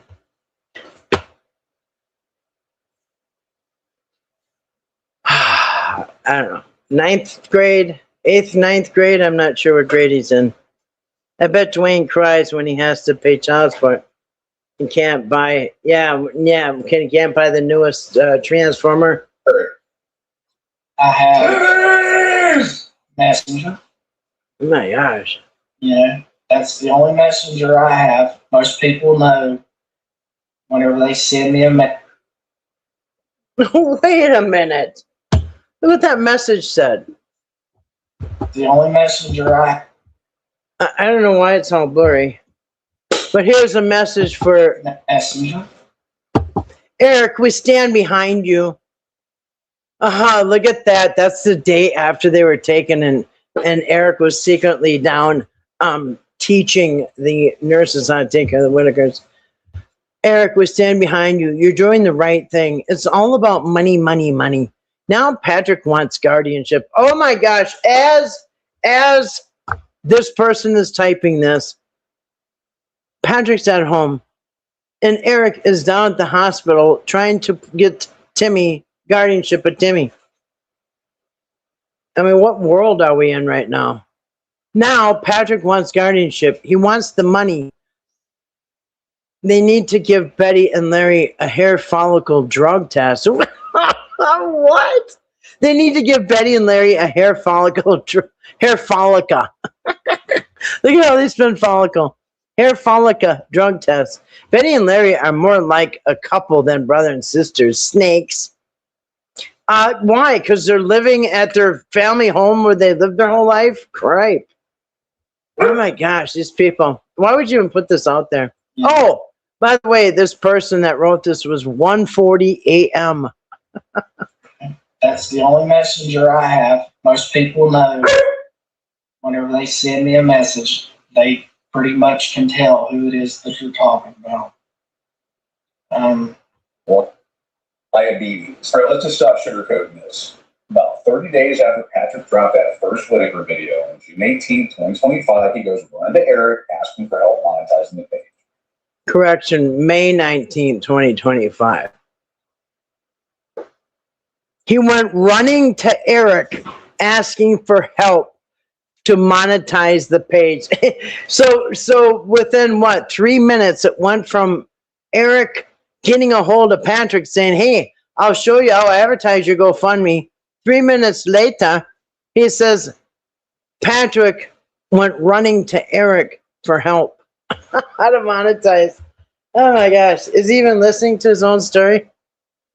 Goodness gracious. Hey, Eric, you guys already neck deep covering the John Mass wrongful death trial. Yeah, covering the John Mass wrongful death trial. Covering? And telling a bunch of crap in his personal life. But he steps up.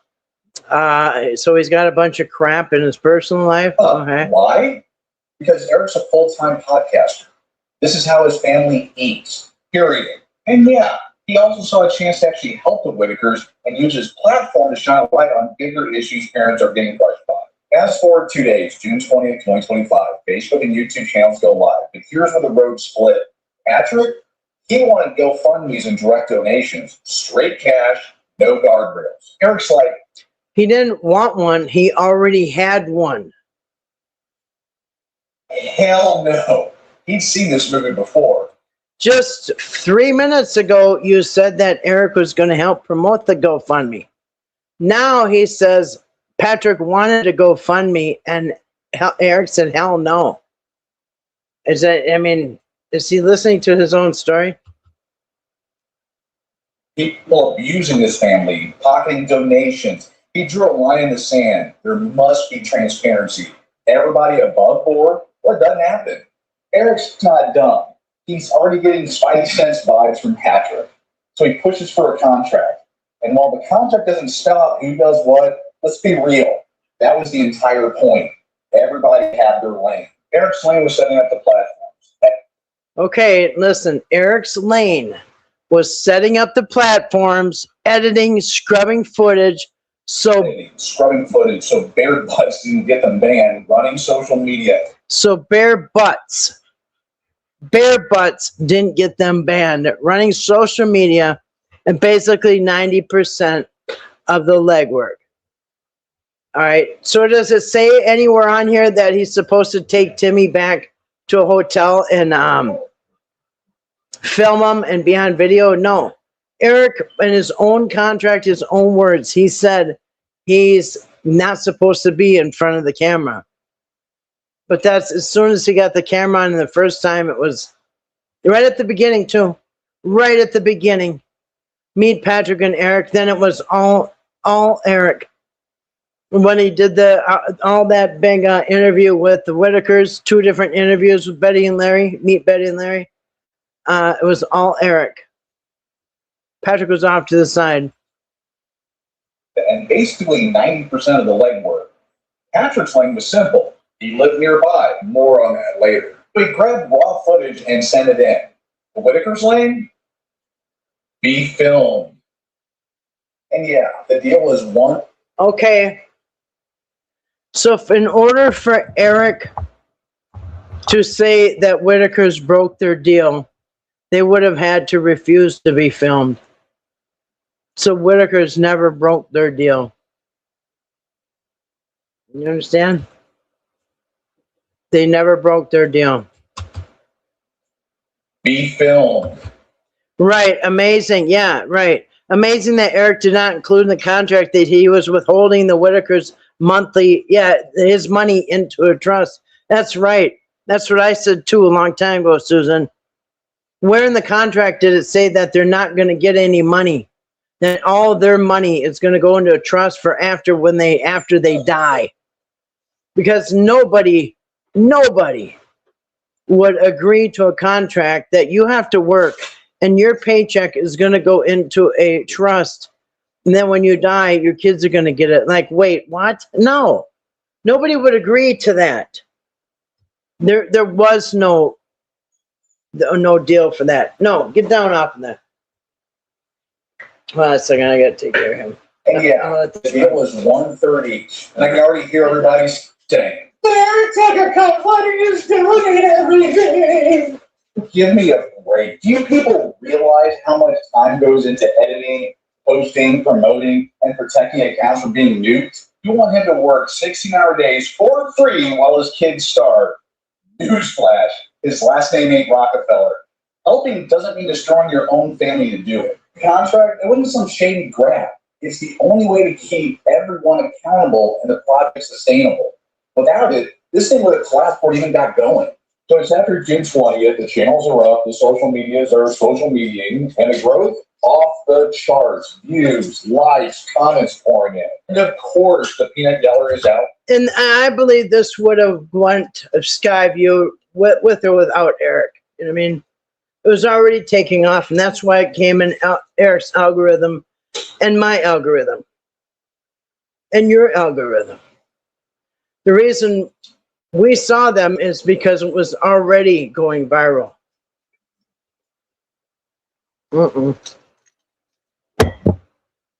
No, nothing in there about holding their money. Force people screaming, scam! Before the first damn paycheck even clears. Why? Because of what happened before. Now, here's the reality. Eric and Patrick, they've bitten off way more than they could ever hope to chew. And they're hoping people will give them some grace as they figured it out. But let's be honest. Hope people can give them grace while they take the Whittaker's money and do what they want with it. Hope they'll give them grace. Let's hope they give Eric and Patrick some grace while the first paycheck clears.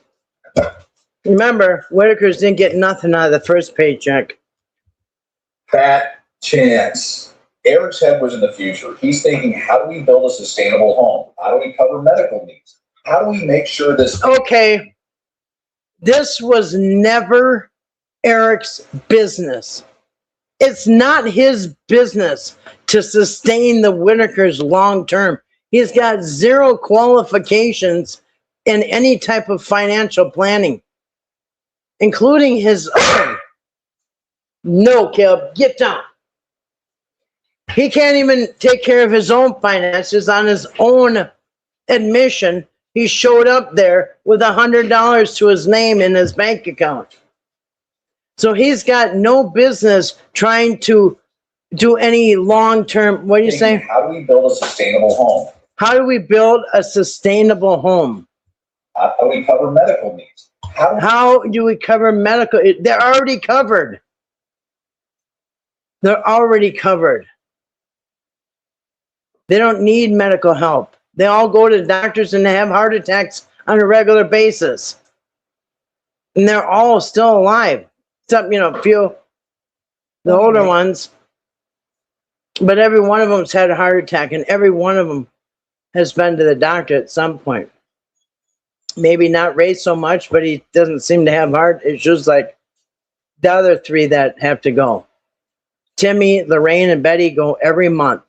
So they don't need you're figuring out their sustainable lifestyle. The truth is, Eric's trying to figure out how to sustain his lifestyle. Sure that this family is cared for long. And what qualifications does Eric have to sustain the Whittakers a long-term care? I mean, how is that any of Eric's business? He's got no qualifications. And none of this is in the contract. None of this is in the contract.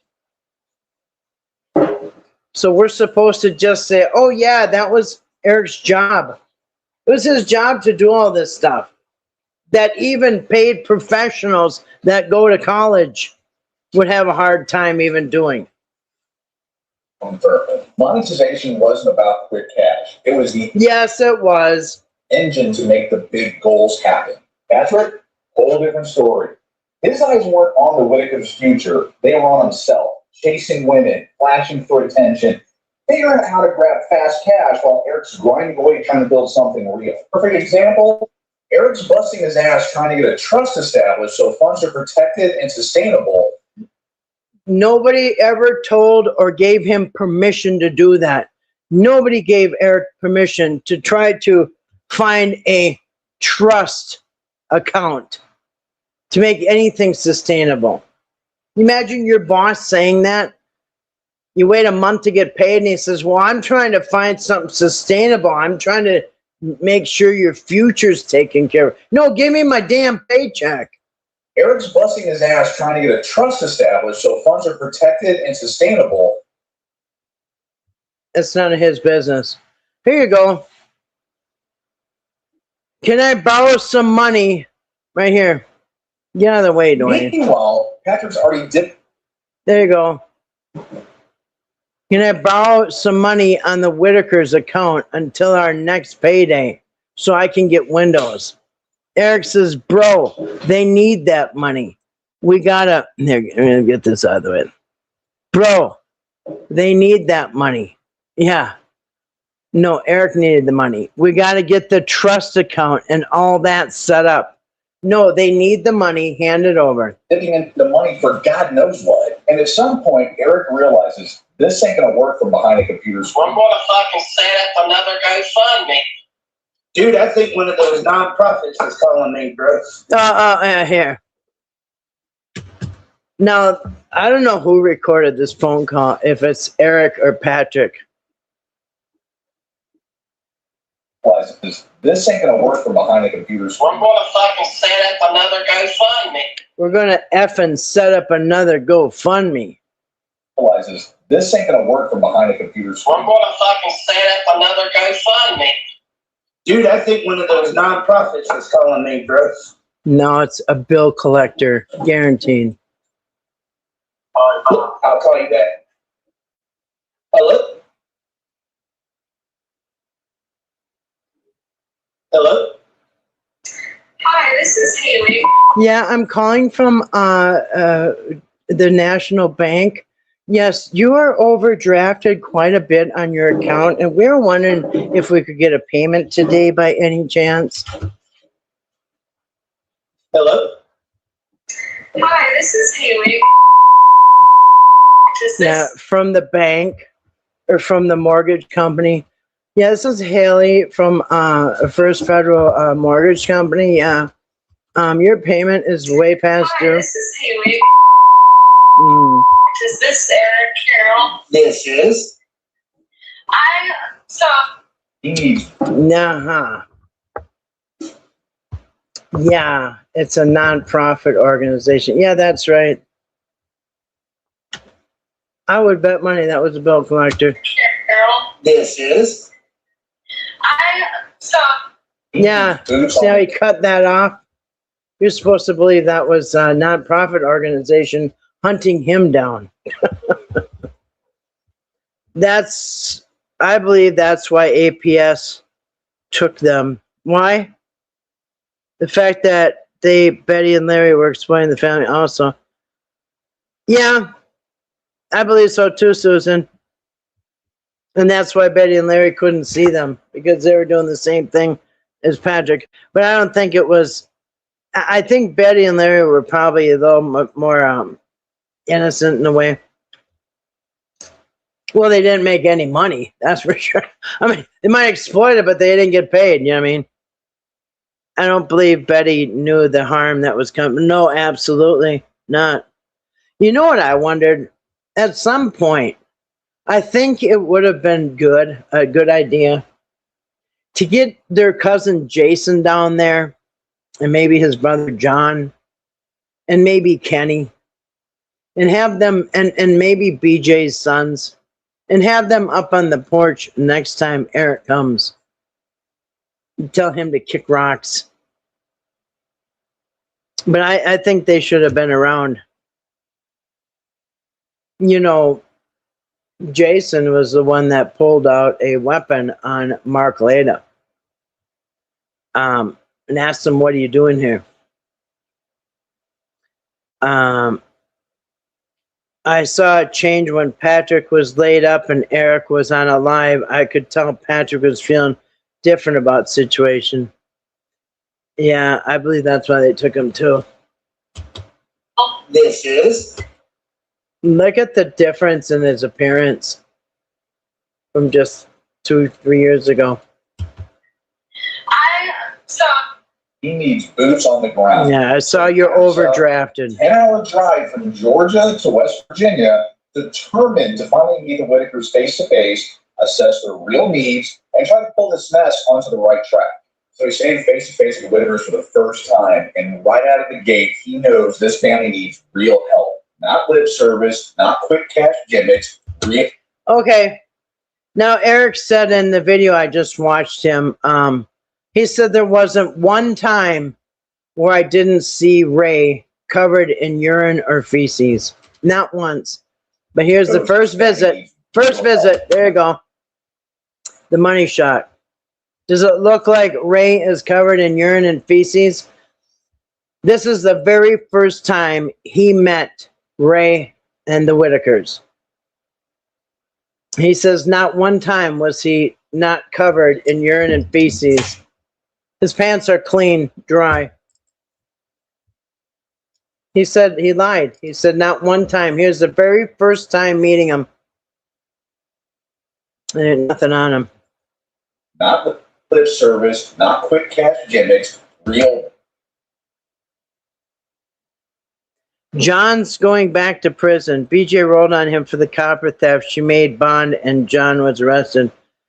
Yeah, I don't think that that's proof that BJ rolled on him. But if John was on some type of a parole or probation or something, but I did notice that since August, every time I looked, John is still in jail. He's been in jail like almost a year.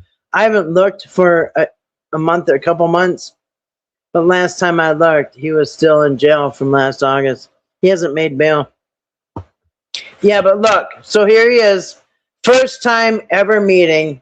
And his pants are clean. As a matter of fact, I just watched a bunch of old Whittaker videos from Mark. And I watched some current ones. And I've noticed, because everybody said, oh, and the new pictures of the Whittakers at the pool, they're all wearing clean clothes. Guess what? I've been very, very closely paying attention. And you know what? Every one of these pictures, they all have clean clothes on. There will be 1 or 2 times where, now one time for sure, Ray crapped his pants. They were light colored like this one. But other than that, and I think he may have peed maybe one time. But other than that, they all have clean clothes on. But he's constantly got the, clothes on the line.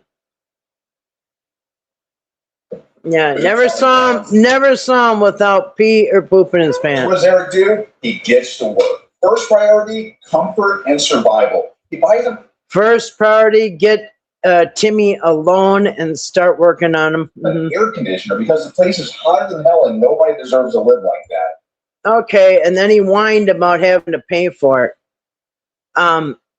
Whittakers didn't ask for air conditioner. They didn't even want the air conditioner. And to this day, I doubt that it's anywhere in the window.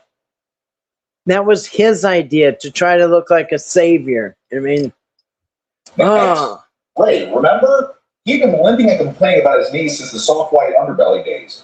Henrik started there saying, oh, you'll never get him to the doctor. Eric ignores the whining and gets Ray to an actual medical appointment. Don't believe me? Here's the receipt. now here's where Patrick and Eric are bickering like an old married couple. At Eric's request, this was removed from the original airing so Patrick could save face. No. This part was removed because it didn't go with Eric's BS story.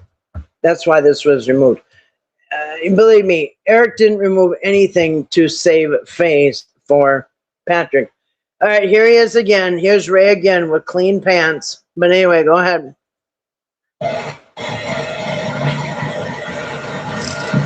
She told me, she said, make sure before you come that you have those 2 things. He doesn't have an idea, and they know that. There's no way getting him. He's been. So on one side you have Patrick doctor who's been there for knows how long and can't get an appointment put together. Eric is there for like a day or two, and they're on their way to the doctor's office to get raised knee looked at. That's what helping looks like. Eric spends time with each of them, figuring out needs, listening, actually doing the work. Grooming. Meanwhile, what's Patrick doing? Chasing fun, mooching off donations, and arguing about why things can't get done. Hell, he blows over $500 at a boot shop, and how much did he keep for himself? Okay, I gotta say something here. Patrick spent $500 at a boot shop. How much did he keep for himself? Well, I'll tell you what happened here. They went to the boot shop at the end of June before they even got their first check. The first check came July 21st for Patrick and Eric. And it was supposed to be Whittaker's first payday too. But they didn't get their first payday until July 21st. And they went to the boot barn. It was the end of June. Almost a whole month before they got their first check. So whatever Patrick spent at the boot barn came out of his own pocket. So how do you say, how much did he keep for himself? Keep what? And then Eric even said, well, I was wondering, where did he get the $500 from? He ain't working. Well, Eric, we could say the same thing about you. You got $100 in your account. Where are you getting money for the air conditioner? You ain't working. Now, I doubt Patrick said he's only got $100 in his account. But Eric, you did. You said you only have $100 in your account. So the question should be, Eric, how can you afford to buy a $250 air conditioner if you only have $100 in your account and you're not working? Hell, he blows over $500 at a boot shop. And how much did he keep for himself? And in fact, Eric even said, well, how did Patrick get that money? And I asked him, where'd you get that money? Like, okay, are you telling me the first time that you met Patrick and they go to this boot barn? No, there's been no payments, nothing. Everybody's on their own dime right now, right? You're operating off of what's in your pocket. Now, who would ask Patrick, where'd you get the money to buy the boots for Demi? You know, he didn't say that. But if he did, what Eric said is that I asked Patrick, where'd you get all this money to buy the $500 worth of stuff? And he said, Patrick said he sold a boat. Now, I know he doesn't have a boat because I asked his family members privately, did Patrick sell a boat? Oh, give me a break. You tell me, Eric, what family members of Patrick did you go and ask them if Patrick sold a boat? You're so full of crap. So, okay, so whether Patrick got the money from a boat, whether he got it from his mom, whether he earned it cutting grass, it really don't matter. It was his money before anybody got paid. There's really none of Eric's damn business where he got his money from, number one. And what do you mean, how much did he keep for himself? How much of his own money did he keep for himself? You see how ridiculous this is? I think it's on purpose too. Unemployment? Yeah, it was. Mooching off donations. You know, they didn't get any donations at that time. They hadn't gotten paid yet. Mooching off donations and arguing about why things can't get done. Hell, he blows over $500 at a boot shop. Wait a second. What did that say? About why. Oh, wow. Look at this message from Patrick.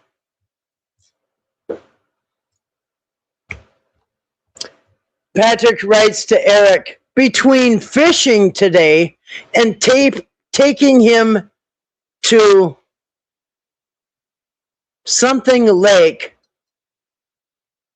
tomorrow and the wrestling on Thursday, $500, that will cover our gas and eats. So Patrick wants $500 for fishing 2 different times in wrestling for gas and eat. And it says, it's going to come back to you on the 25th of August.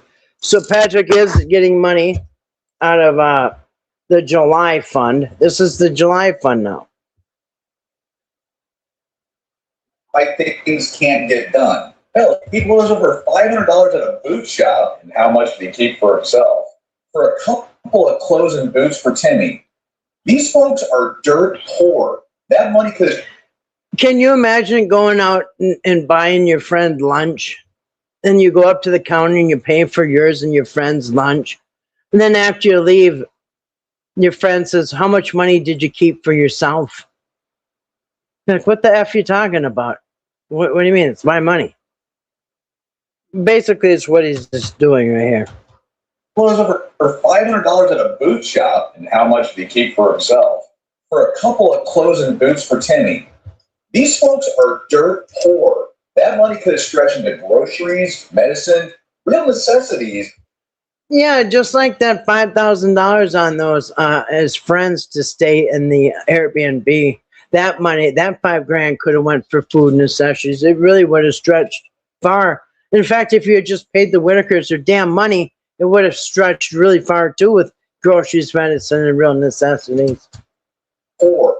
That money could have stretched into groceries, medicine, real necessities, but Patrick spends it like it's Monopoly cash. And Look who's talking about the Monopoly cash. Oh my goodness. This is literally Eric with his friends. Real necessities, but Patrick spends it like it's Monopoly. That's Eric. That's Eric. And before all the holler hoochies and Patrick Sims get their panties in a wad, this isn't a bash Patrick for the purpose of bashing Patrick, although I have 12 minutes and a half you've been bashing Patrick. Reasons to. Patrick actually did some good. I mean, he did a lot of hunting, fishing, and other crap every day. He even helped the Whittakers clean off their front porch and get some new furniture.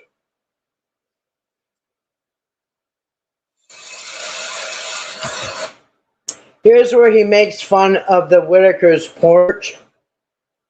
And I don't get what's wrong with the porch because it's an overhang or something. Yeah. Funny, he didn't have a problem with it when he was making money off the Whittakers. Now there's a problem with everything.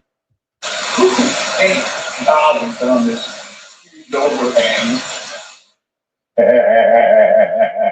So, anyway, every single all the shenanigans, they go back to the Airbnb or whatever, and Patrick gets a phone call from some guy pissed off about money he owes, and finds out that Patrick stole like $1,200. We recorded that interview on YouTube.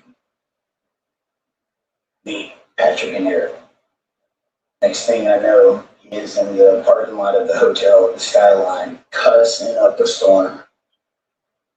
Come up here, MF, or you know what, I'll beat your ass, blah, blah, blah. And I'm like, what the heck is going on? When I walk outside, he just throws the phone at me. He's like, here, you take it. Did anybody ever ask Patrick if this really did happen? Did this happen? Did they ask Patrick? I think they asked him and said, yeah, it happened. But why bring this up? And if this happened the very first time you met Patrick, then you had every opportunity right there to turn around and go back and call this deal off. Say, yeah, I don't know, he stole somebody's grandma's tools or grandpa's tools. Yeah, I'm out. You could have backed out right then and there, but the dollar signs have overtaken him, right? The greed had already overtaken him. But he could have backed out right then and there. Take care of what? I have no idea what I'm running into, guys. No idea. And mind you, when he's recording this right here, as he's sitting here recording this on Patrick and what a victim he is, that yesterday the Whittakers were ripped from their homes and put in the emergency room. Today, the Whittakers, the 3 Whittakers, are in a hotel. And Eric is working behind the scenes to try to take Timmy home, lying to everybody. Like he didn't know any of this was going to happen. So yeah, that's as he's recording this, the Whittakers are being moved to a hotel, and Eric still thinks he's bringing Timmy home. I have no idea what I'm running into, guys. No idea. I get on this phone. It did happen with the phone call. That's what I thought. I thought he did admit that. But he had a chance right there. Eric could have packed up and left. But you know what his excuse was? At that time, I had a whole family counting on me. Counting on you? They just met you. What, you did one interview with them? He did no more than Tyler Oliveira at that point. You imagine Tyler doing one video and saying, you guys, they count on me. I can't leave. Unbelievable. And the guy starts cussing at me, and I said, you better watch yourself there, dude. You don't know who you're talking to. And like, I'm not trying to get it It seems like Eric's got marbles in his mouth. I'm just saying. involved in this, but tell me what's going on. That guy's on there trying to act like a saint. He owes my 73-year-old grandmother $1,200 he stole from her. So I look over and he's leaning over the railing. I said, this guy just said you stole from his grandmother. Is that true? Nods his head yes, and I'm just like, oh my God. So Eric's trying to keep this whole shit show together. He's got on one side Patrick mooching and blowing donations, doing all these side scams and everything else. On the other side, he's got the Whittakers who need real help. Eric tries to keep right-sizing it. Yes, that I do know, Susan, that Kathy, according to the criminal complaint, Patrick was accused of accepting donations before Eric got involved. Yeah, I did see that. I noticed that the criminal complaint was for May, which was before, but it was before Eric even signed the contract. So, yes, you're correct on that. I just want to know how Eric got the videos from Patrick's Ring camera to post them. He didn't, TNT. The Ring camera where they pretended BJ was driving by honking the horn, scaring Timmy, that whole fiasco they worked together on. Eric never had Patrick's Ring camera. Only Patrick did. Patrick released those Ring cam videos. Nobody else. He had the whole state of West Virginia counting on him. Yeah. Keep an eye on my battery. It's at 38. All right. This Titanic and goes back to Georgia to continue work. He leaves Patrick in charge, assuming that Patrick will stop scamming people. We all know how that turned out, and continues working on his other projects. So Eric's grinding the other stories out of custody exchange murders, transgender issue, major project of his, the John Mass trial up in Idaho. Before he even has time to unpack his bag, he's a YouTuber. Playing to Lewiston, Idaho. Why? Because his friend John Mass was gunned down, murdered for one years earlier thing, for wanting to see his kids. This is Robert Mass, John's father, a man who lost his son. Come on, Lorraine. We're gonna pretend to build you an Amish home. Look at him, and you know what? That's the only video we got of him, right there. The most possible. And what does the internet do? Instead of showing compassion, instead of standing with a grieving father, these morons online start mocking him. Oh, is he really a comment?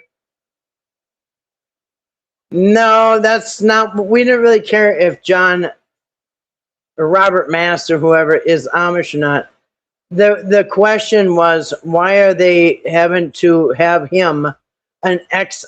In fact, the point was nobody was asking if he was still Amish. We knew he wasn't. And the whole point that I was trying to make personally was Amish people don't deal with excommunicated Amish people. So nobody, look, this Amish dude is in street clothes. No. Oh, is he really a communist or Amish or whatever? Are you kidding me? No, it's opposite, Dewayne. The only thing that was being mocked, by me anyway, was the fact that everybody had to be convinced. Eric tried to convince everybody that Robert Mass needs to go as an ex-Amish to talk to current Amish people. And that's the dumbest thing I've ever heard in my life. And it should be mocked. Are you kidding me? Who the hell cares? His son is dead. And some of you think it's funny to question his background? What does his son getting murdered years earlier have to do with the fact that he's meeting the Whittakers and pretending to build an Amish house? Again, he's blurring, he's muddying the waters. But his son was murdered, and Eric's the son of a preacher. The Shun Amish doesn't need to pretend to have a special contact. Yeah. If Eric was the one in control of the channel, what about when they were taken? No, that... Right. It just keeps going on and on. Eric never got out of control of the channel. He never got locked up. You know? Mocking him. Oh, is he really a Amish? Are you kidding me? No. That wasn't the Who the hell question. cares? His son is dead. And some of you think it's funny to question his background? That's how low the internet is sunk. And you got this piece of trash that murdered him, and this other piece of trash. Yeah, we're going to fast forward to that. Part to Eric's efforts in working with the public and Oh, part of the reason they won their civil case is because of Eric's effort to take the camera and get the shot just as they announce a verdict or something. convincing the news media of what actually happened. You can go back and watch the videos. Nobody cares. A bunch more work as soon as he gets home, dealing with more shenanigans out of West Virginia, so on. Here you go. Patrick writes, can I borrow some money on the Whittaker's account until our next payday so I can buy these windows? Bro, they need that money. But Eric ended up giving Patrick this money. Bro, they need that money. We got to get the trust account and all that set up. They need that other $2,500 over. They only got $1,000 out of their $3,000. Yeah. On August 7th, he drives back up there. Mosquito in here.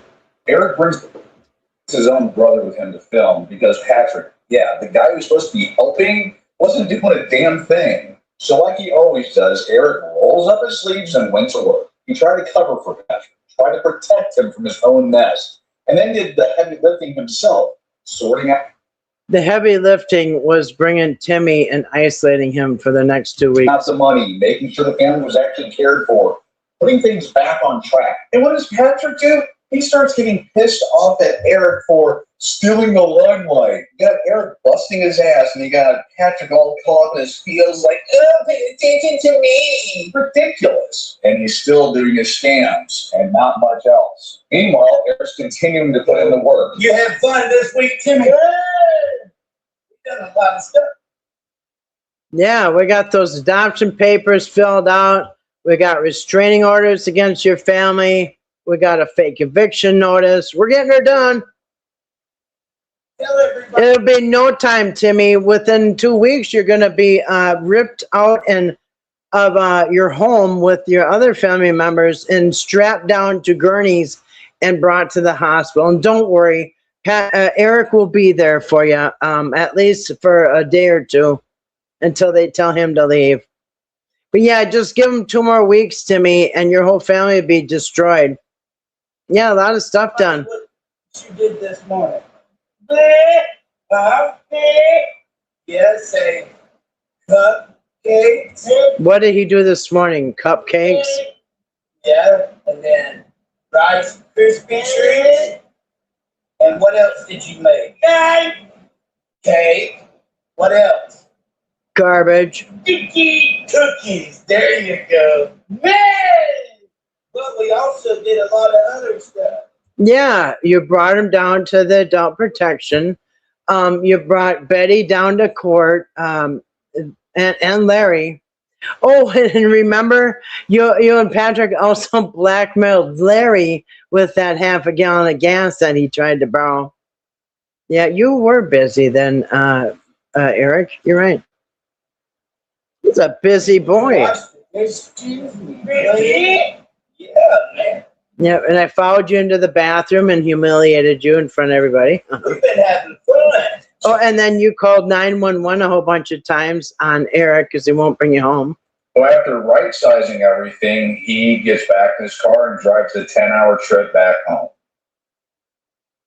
Right-sizing it. Is that what you call it? Right-sizing everything?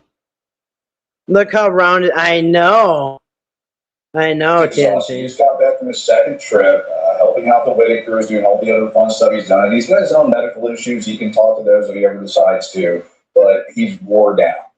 But he can't slow down, so he's in the editing room getting all the footage that he got edited up and put out there so everyone can see it. So here's just an example of who Eric is. He gets back home after round 2 from dealing with the Whittakers. He's been right-sizing everything, keeping the Titanic from completely sinking, all while taking the heat from the John Maxwell fallout, juggling his own family, and everything else life is throwing at him. The guy's iPhone takes a dump and his air conditioner breaks. Now, most people, that'd be the end of it. You call the repair guy, you pay the bill, and you move on.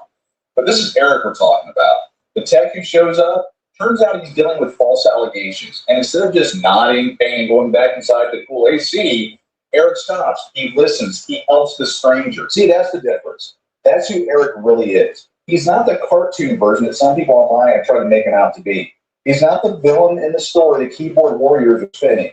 He's the guy who, even when his plate is already overflowing, will still set it down to help someone else who's being crushed by the same kind of system he's been fighting for years. And to those who have twisted that, who dragged his name, you know exactly who you are. That's the receipt. This is the truth.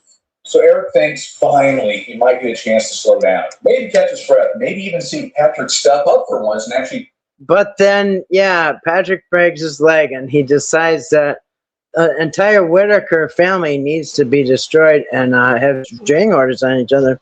Do something for the Whittakers instead of mooching on. Oh, and by the way, at this point right here in this story, this is where the Whittakers went a second month without getting paid.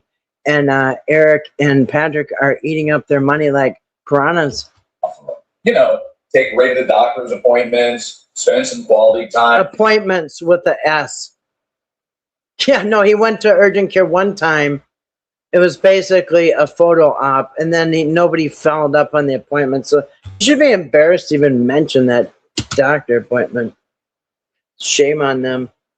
The mooching off of them. You know, take Ray to the doctor's appointments, spend some quality time, maybe show that it's about more than views and clicks. But no, on August 21st, Patrick decides that the best use of his time while sitting on the biggest humanitarian project of his life is to go to a car event. Because, of course, he does. And what happens? He manages to break his leg. Now, don't get me wrong. I don't wish injury on anybody. But this basically grounded his one job, the one thing he was supposed to do, film raw footage of the Whittakers. Went from railing to... Did you catch the date? Did you catch the date he just said? August 21st. Right there. On August 21st, that's the second payday, and that was the biggest payday. I think they said they're on track to get $70,000. So August 21st was the second time they didn't get paid, and BJ and the Whittakers are not happy. And so August 21st is when Eric went full throttle, not paying the Whittakers again for the second month, placating Patrick with thousands extra here and there, and an operation get rid of BJ, Larry, and Betty. August 21st, Patrick decides the best use of the... August 21st. And this is when Eric went full throttle, on getting those restraining orders and breaking the family up on the second paycheck. I mean, between the first and second paycheck, they're over 100 grand, allegedly. Over 100 grand on the second paycheck. And using clicks. But no, on August 21st, Patrick decides the best use of his time while sitting on the biggest humanitarian project of his life. The biggest paycheck of their life. Decides the best use of his time while sitting on the biggest humanitarian project of his life is to go to a car event. Because, of course, he does. And what happens? He manages to break his leg. Now, don't get me wrong. I don't wish injury on anybody. But this basically grounded his one job, the one thing he was supposed to do, film raw footage of the Whittakers. Went from rarely to never. He went from pretty much useless to absolutely useless. So while Patrick's laid up in his personal episode of Jackass Mountain Edition, Eric's back in the trenches taking care of every single moving part. The family, the social media, the networking, the fundraising, the planning, everything again.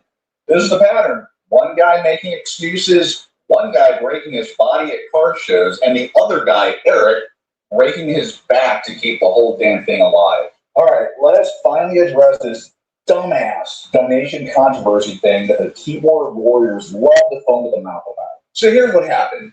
Patrick breaks his damn leg at a car show, because of course he did. And suddenly Eric realizes he got to make another unplanned trip back to Odd, West Virginia. Not next month, not 2 weeks later, now. And newsflash. Now, with that second paycheck that he's not going to give the Whittakers a penny. Tens of thousands of dollars. His last name? No, his one-track mind, his mission was to get Larry and Betty and BJ out of the picture. Make a reason for everybody to be taken away and get them papers filled out so he can take Timmy back to Georgia.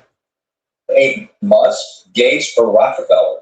He didn't exactly have a spare emergency trip to West Virginia fund lying around in his sock drawer.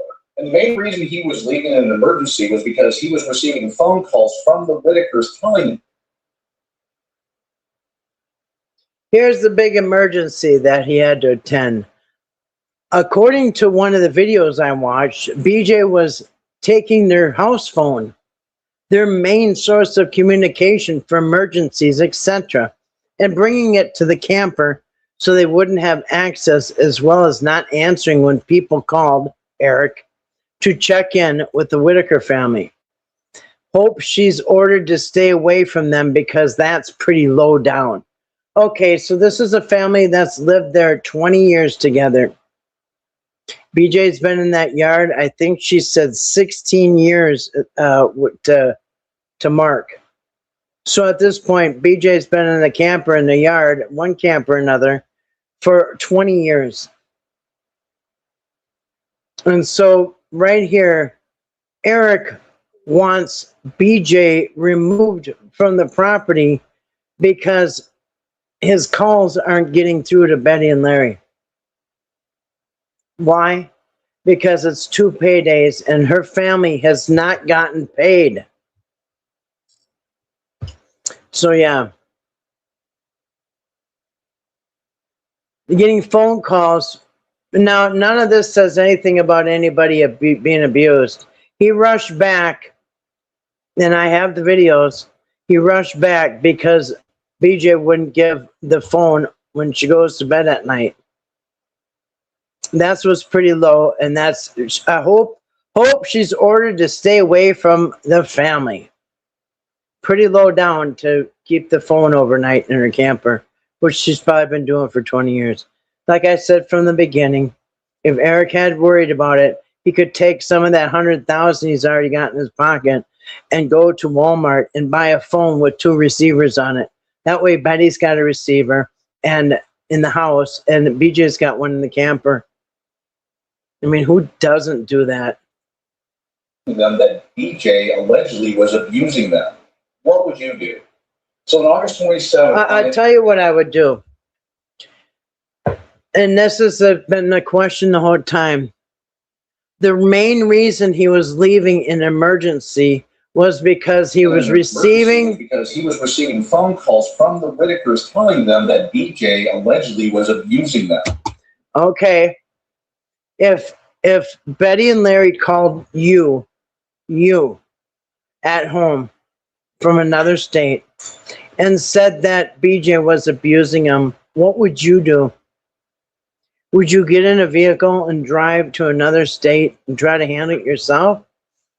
Or would you do the right thing and tell them to call the police, or maybe call the police yourself and say, hey, I just got a phone call. I'm down in Georgia, and Betty and Larry Whittaker are claiming that they're being abused by BJ. So could you send somebody over there and find out what's going on? That's what a normal person would do. Nobody's going to get in a car and drive several states away and try to handle this yourself when it's none of your business, number one. It's not that big of a deal. But now it turned from not answering the phone to being abused. So yeah, what would you do? And he wants to make it like it's a no-brainer. Of course you would jump in the car and drive several states away and handle this yourself with a family that you barely even know. Lying around his sock drawer.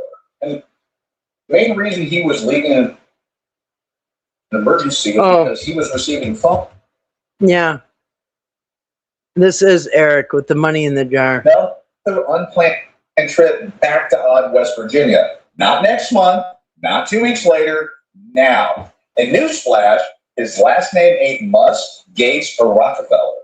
He didn't exactly have a spare emergency trip to West No, he had plenty of money. Virginia fund lying around his sock drawer. And the main reason he was leaving an emergency was because he was receiving phone calls from the Whittakers telling them that he... Okay, how does that make any sense? How is he receiving phone calls from the Whittakers saying BJ is not giving us the phone? Don't they need the phone to call and say BJ is keeping the phone from us? BJ allegedly was abusing them. What would you do? So on August 27th... we would call the police or tell them to call the police. So on August 27th, on his personal page, he asked for donations. Not to... Here's when Eric asked for the donations, August 27th. And you know what?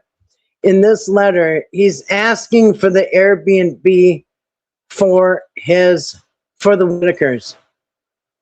He's asking this Airbnb for the Whittakers, but it ends up with him and his loser friends. To buy a Lambo, not to take a vacation. No, he's already done that. Cover an Airbnb for the Whittakers. See? He asked for donations to cover the Airbnb for the Whittakers.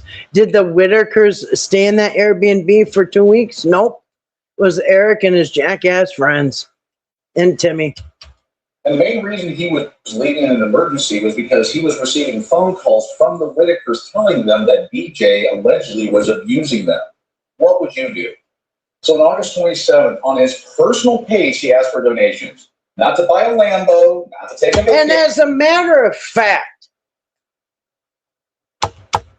if Eric should have ever called adult protection or the police, it should have been here. If Eric thought that the Whittakers were being abused, why didn't he call adult protection then? Why does he have to go and get all involved? And suddenly Eric realizes he got to make another unplanned trip back to Odd, West Virginia. Not next month, not 2 weeks later, next. Exactly, James, and exactly.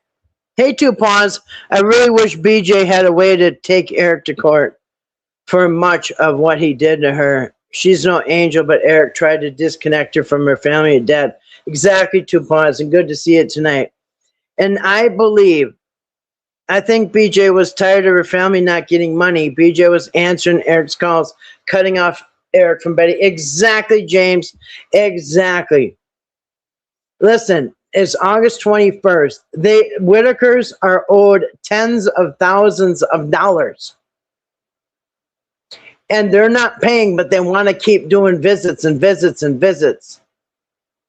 And they keep wanting to do videos and videos and videos, and they're putting the Whittakers out, but haven't gotten them a penny. A couple packages of potato chips. They're owed tens of thousands of dollars, and that's right. BJ said, you know what? My dad and Betty don't want to hear from you until they get some money. And I believe that's exactly what happened. But they're not going to talk to you until you pay them what you owe them. And that's when Eric lost his mind, drove back, pretended she was, and that's when it was game on. And that's why that message that I just read you from Eric said, the worst thing is that she's making sure that Betty and Larry don't get any phone calls. Yeah, his phone calls. If there was legit abuse, yeah, she would have been arrested. That's right. She was never arrested. Falsely accused and used for a scapegoat. Now, a newsflash, his last name ain't Musk, Gates, or Rockefeller. But he likes to live like those guys, He don't didn't he? exactly have a spare emergency trip to West Virginia fund lying around Oh, yeah, he did. on his sock drawer. And the main reason he was leaving in an emergency was because he was receiving phone calls from the Whittakers. Right here, right here. Look, he's pretending it's for medical purposes, why it's emergency.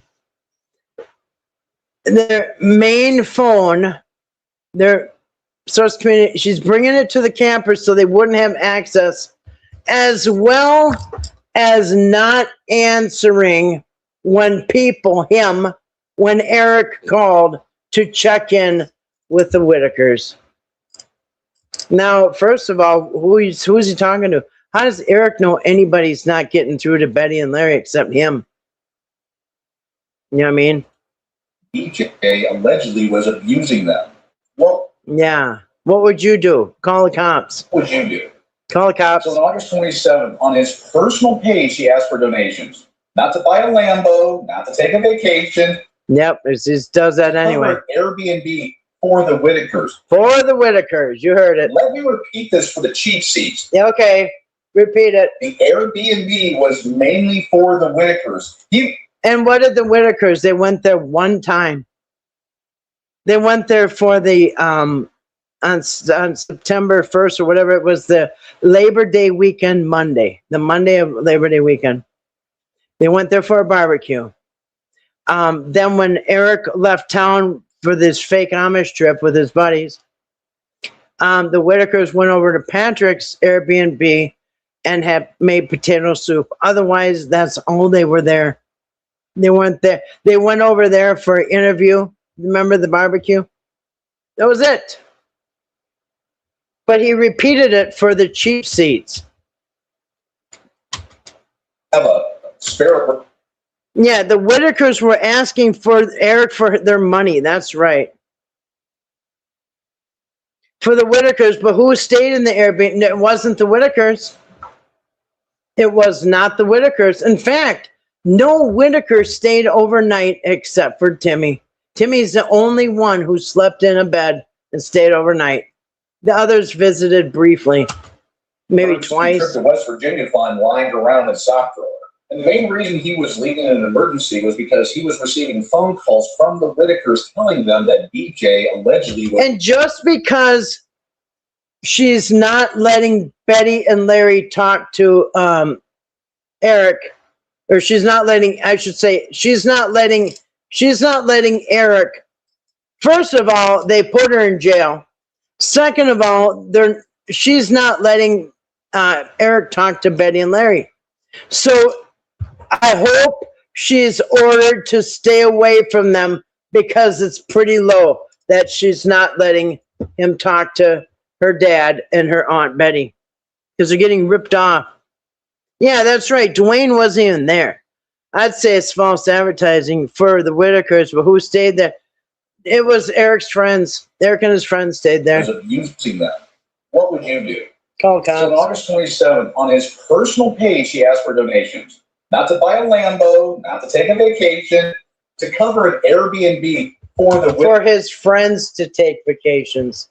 Not for a Lambo, not for a trip, but for his friends to take a Buying vacation. a Lambo, not to take a vacation, to cover an Airbnb for the Whittakers. Let me repeat this for the cheap seats. The Airbnb was mainly for the Whittakers. He even went as far to say, hey, if you want to just pay the Airbnb directly, do that. And here's the kicker. When enough came in, he said, all right, that's enough. We're good. Stop sending. And anything that was left, he said they got over a month's pay in just a few minutes. And their first month's pay was $40,000, I think. Second month was $70,000. That's how much they got. And he said that anything extra was going to go to Patrick to fix up his house. That's why I'm like falling off my chair. Like, wait a minute. What about fixing up Whittaker's house? Because I don't think none of us realized that they weren't getting paid. I don't think none of us realized that behind the scenes, the Whittakers ain't got a penny. We know their bill got paid. And charge them back. Yeah. Anything. Thank you for everyone who helped. Now let's stop for a second and ask ourselves, does that sound like someone trying to run a scam? Or does that sound like someone who got blindsided by his partner's clown show, asked for help, got just enough to cover it, and then shut the door on more money rolling in? But according to the holler hoochies and the couch and keyboard warriors, this is proof of some giant con. You people couldn't recognize honesty and hit you upside the head with a Walmart fly swatter. So do they feel stupid now? Probably not, but they should. So Eric schleps his ass again back to Odd West Virginia. And let's just cut the hallmark moment here. He didn't head back early because he was craving that good old hospitality. No, he went back because of the alleged abuse by BJ. Yeah, that's what finally ripped the Band-Aid off. Now, if you've been paying attention to Patrick's past performance, or lack thereof, you already know the rule of thumb. If you want something done right, you do it yourself. And that's exactly what Eric's head was at. Because trusting Patrick to handle this kind of situation, that's like trusting a screen door to keep out a hurricane. Spoiler, not going to happen. Hey, Pam, good to see you tonight. Pam says he asked for more money a few days later on the same post. Really? Really? Good to see it, Pam. Now, as luck would have it, Larry just got busted stealing gas. Busted stealing gas. Listen, at this point, Patrick and Eric owe the Whittakers tens of thousands of dollars. Now, why do they keep calling it stealing gas? He came and borrowed a half a gallon of gas because they haven't been paid by Patrick. And they turned this into, you know, they treated this like they caught air. They treated this like Larry had broken into the house, stole all Patrick's money and his mom's jewelry and all this other shit, rifles or whatever, wiped Patrick out, his whole house, loaded up the vehicle with all Patrick's belongings, all his valuables. No, that's not what happened. He came and got a half a gallon of gas. That's it. And Patrick and Eric, oh, and by the way, as they're reporting this, Patrick has already gotten $4,000 of the Whittakers' money, $4,000 of their share of money, and another $4,000 for the leftover Airbnb money. They're on their second payday. Patrick's on his second payday and hasn't given his friend and neighbor, Larry and Betty, their fair share. They haven't even given him anything. Nothing. A bag of groceries. But they make this out like he just robbed him blind of everything he owned. From Patrick. Betty and Larry are very hesitant about filing the ex parte order and the eviction notice on BJ. So Patrick says, What do you mean they're hesitant on it? They pretended that they did. I made a video about it, busting them out. Fake ring camera.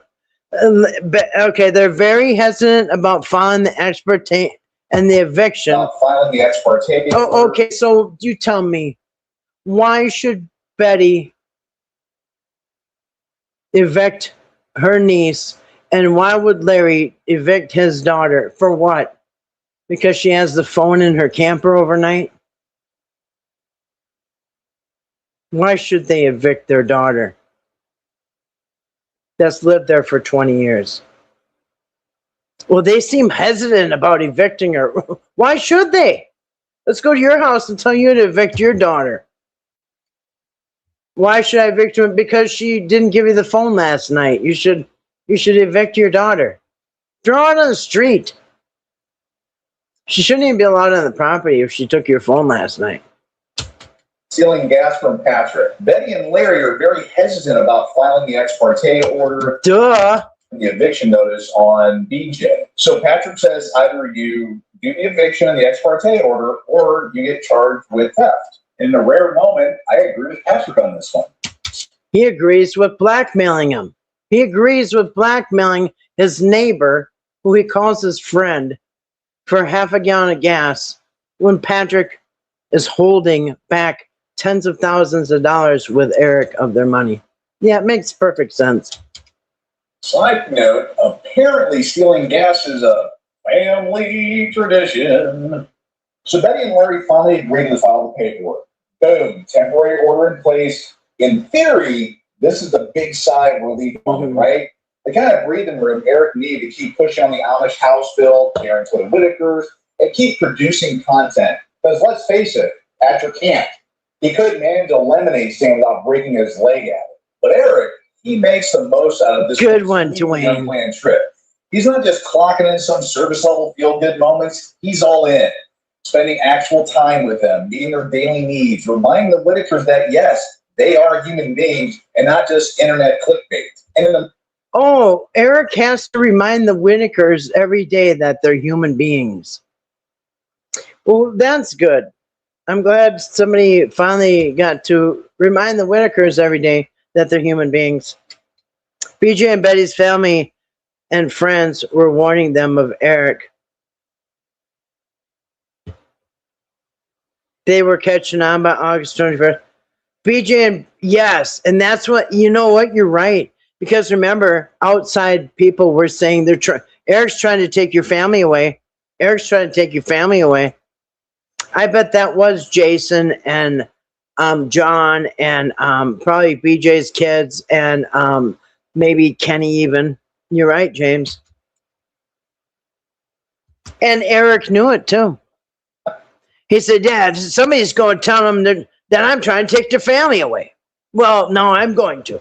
And the Whittakers that yes, they are human beings and not just internet clickbait. And in the middle of all this chaos, Eric even finds time to throw Ray a birthday party, a real one, something Ray probably hasn't had in forever.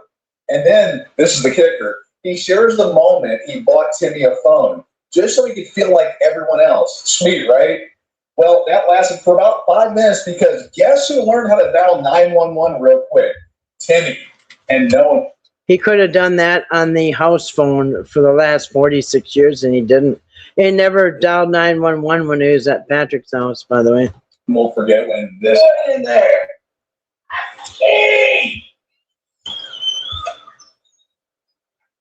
And honestly, that is He thinks that's content. the most honest quote you're ever going to hear out of odd West Virginia, because that's exactly what Eric was dealing with 24/7.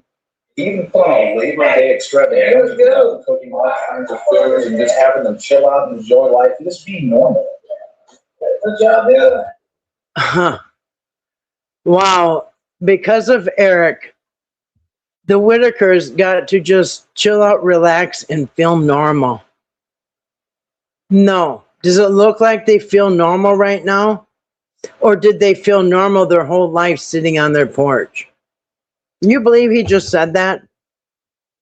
He even put on a Labor Day extravaganza, them cooking all kinds of foods and just having them chill out, enjoy life, and just be normal. Oh, right, because they've never felt normal before. Yeah, this pretentious bullshit makes them feel normal. And they all look like they want to go home. Just be normal. Good job, dude. Darn live, everybody's watching. Don't have to really cool. Yeah. Was it good? Yeah. Everybody got to see Ray on the scooter. Yeah. So let's hit the fast forward button, September 2nd. By now, the internet keyboard warriors are frothing at the mouth, tossing out their brilliant questions like, who's the Transformer guy on air with them? Yeah, that was me, the so-called Transformer guy. Spoiler alert, no up. No, the man who never grew up. Robots, no Decepticons, just me.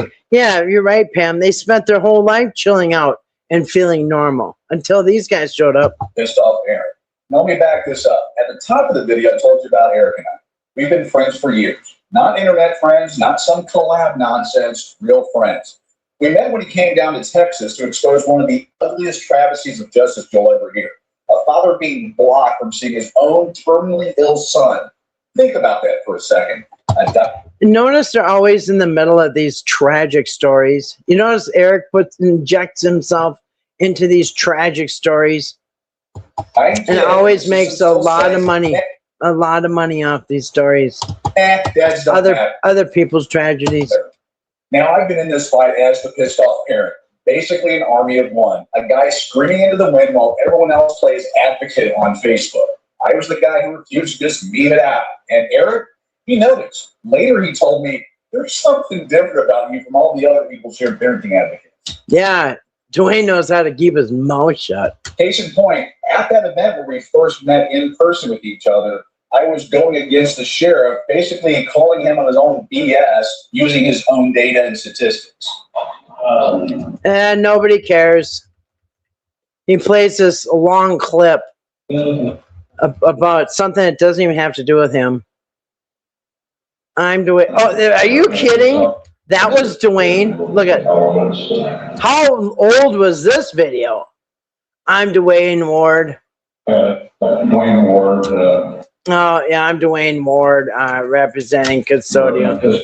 Yeah, nobody cares, Dwayne. This is his credentials, by the way. Blah, blah, blah.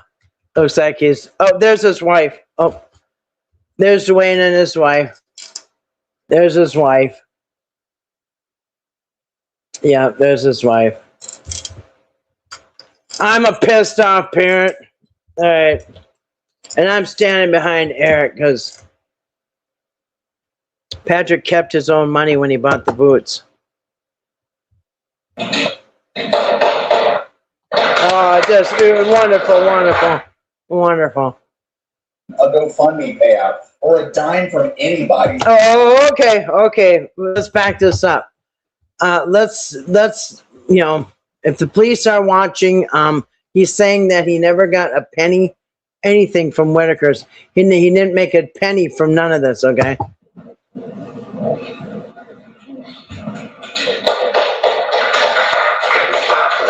You tell him, Dewayne. Just so we're crystal clear here for the record. Right here.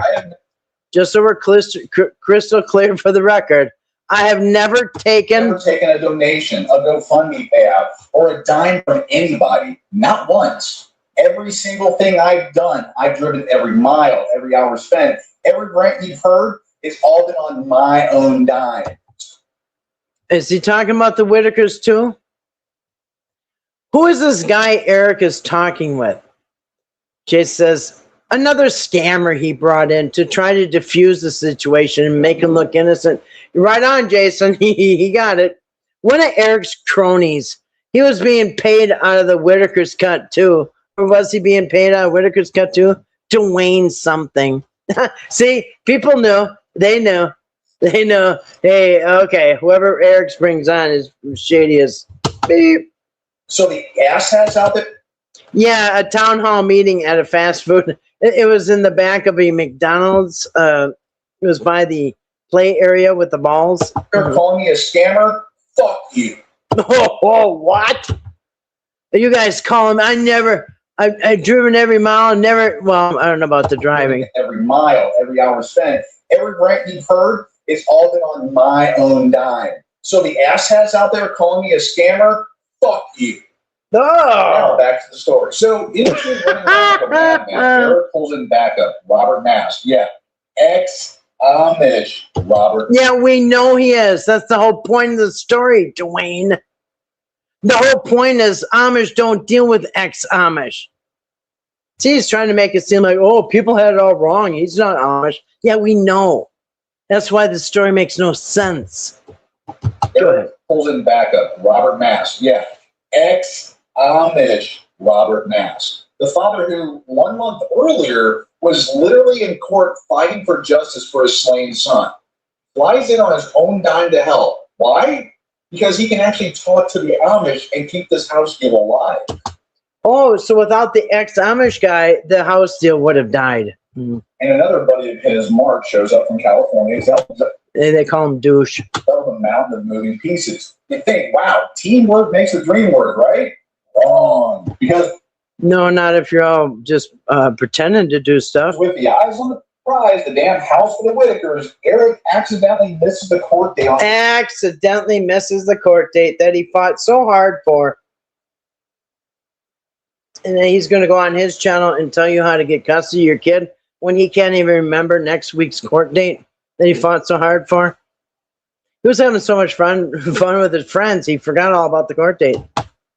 And then he blamed Betty for canceling it and blamed the whole family for stabbing him in the back. September 4th. Oh, and let me clarify. The only person who could have testified was... That's right, Pam. He was fighting for the money the month before in the civil trial, not criminal. That was years before. Yeah, it had been years since his son was murdered, Robert Mast's son. It had been years. They're acting like they just had the funeral and, they got 4 guys coming to help Whittakers. Right. It was about the money. That's right. With the eyes on the prize, the damn house for the Whittakers, Eric accidentally misses the court date on September 4th. Oh, and let me clarify. The only person who could have testified was Betty. Everyone else... And that's false, because on the restraining orders for 3 days in a row, Eric said, and I have clips of this, Eric said, Betty didn't even talk. I had to do all the talking for her. I even made a video about it. So no, Betty's not the only one that can testify. Eric did all the talking to get the order. Do these people ever get dizzy running in circles about their fabricated story? They should, because the people watching are getting dizzy. Verified. The only person who could have testified was Betty. Everyone else knew about the hearing. Everyone.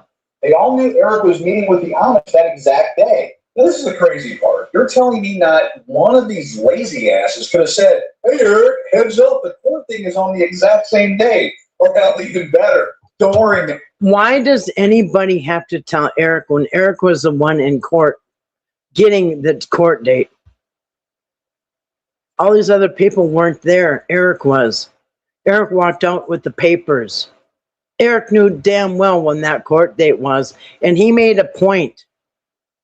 Because it was on the 4th, he made a point to leave on the 3rd and come back on the 5th. Conveniently be out of town on the 4th. And he even told Betty, I'm going to be out of town at the Amish. I'm not going to be, you can't contact me. That's what he told Betty. I'm going to be out of town with the Amish, Wednesday, Thursday, and Friday. Thursday and Friday, whatever. He said, you're not going to be able to contact me. So there. He made sure that he was gone and nobody could contact him. And where was he? Anywhere important? Nope. He was having a all expenses paid trip for him and his buddies. And we don't even know who one guy was. Man, I'll drive them. Remember, Larry can drive. But nope, they all sit there with their thumbs up their ass doing nothing, and then somehow it's all Eric's fault. Really.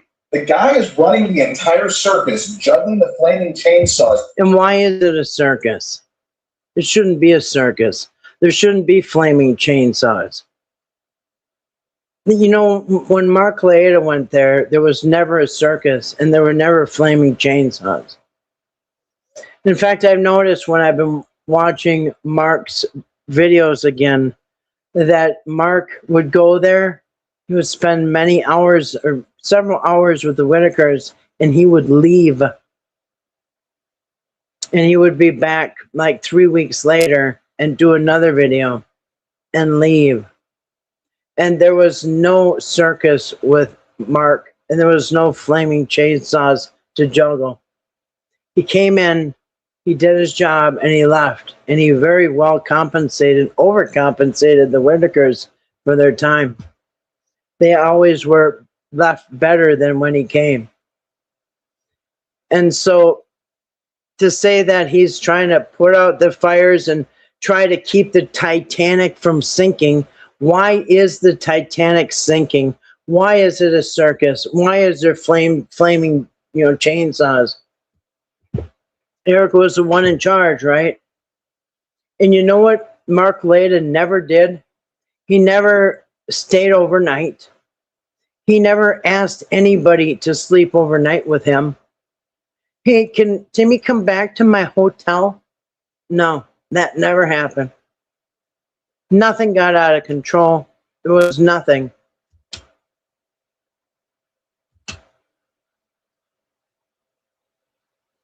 Yeah, right, James. The Amish lost in court to Robert Mass.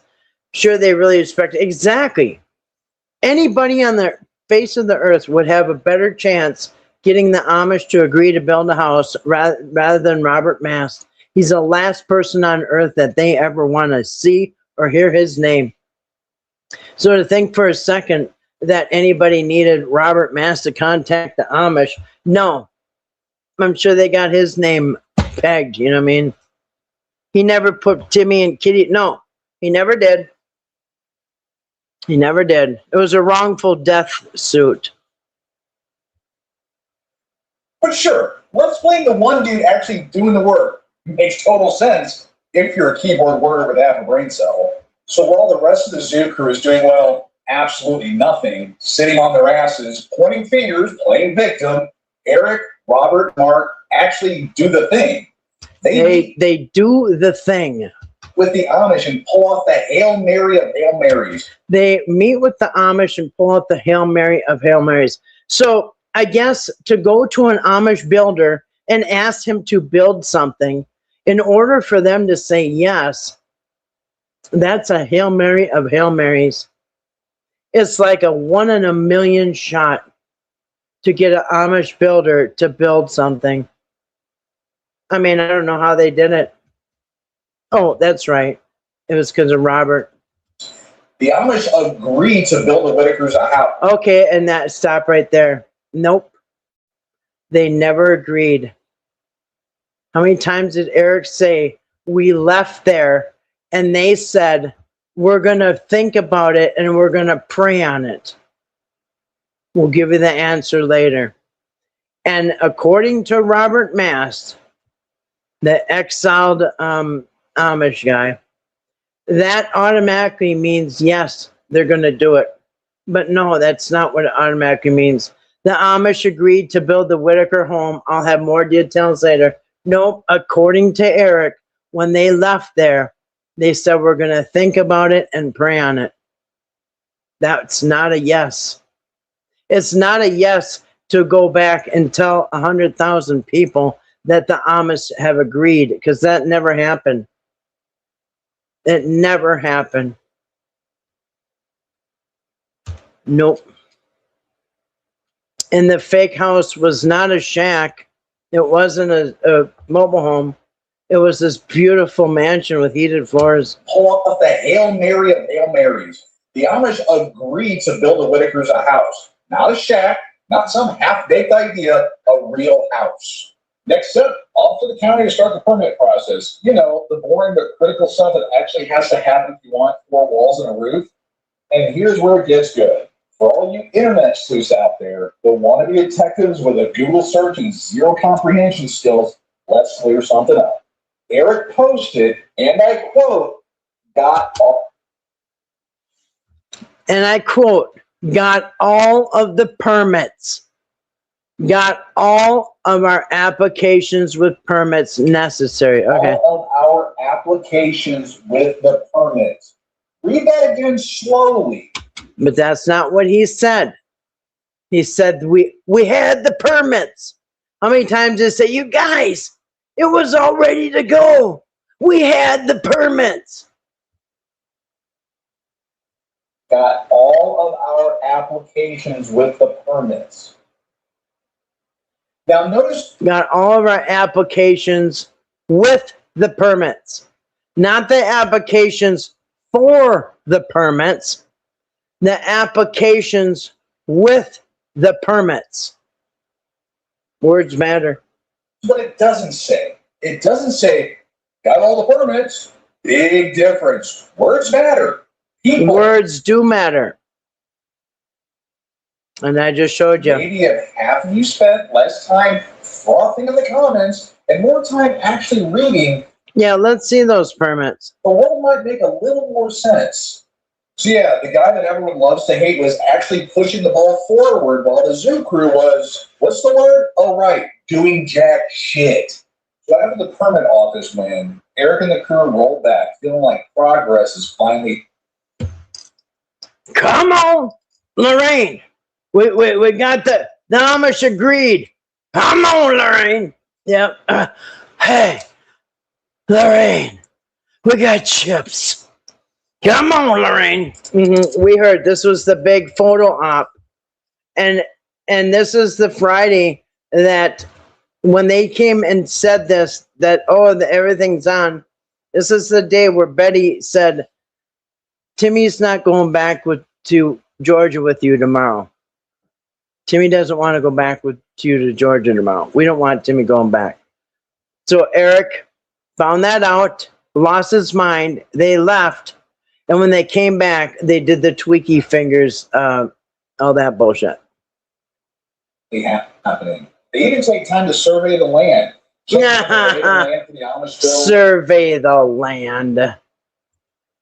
Well, he said Mark Douche did pay for the survey, so I guess Eric did the survey that Mark paid for. Eric and the crew rolled back, feeling like progress is finally happening. Yeah, they take time to survey the land, checking out the lay of the land for the Amishville, momentum, hope, a path forward. And then the bomb drops. On the way back, Eric catches sight of something straight out of a bad reality show. A meth hand creeping up out of the camper. A meth hand. Cue the Benny Hill shenanigan music because guess who's back? BJ. Yeah, that BJ. The same one reported to Eric as abusing the Whittakers. The same reason Eric rushed back early enough. The same one that Eric said was abusing Whittakers. First place. And here she is, back on the property like nothing ever happened. Now imagine this. You've been busting your ass to protect these people, fighting tooth and nail, juggling Amish house. Forgetting that she had her restraining order court date. Deals, county permits, birthdays, medical needs. And then you find out the person you were trying to...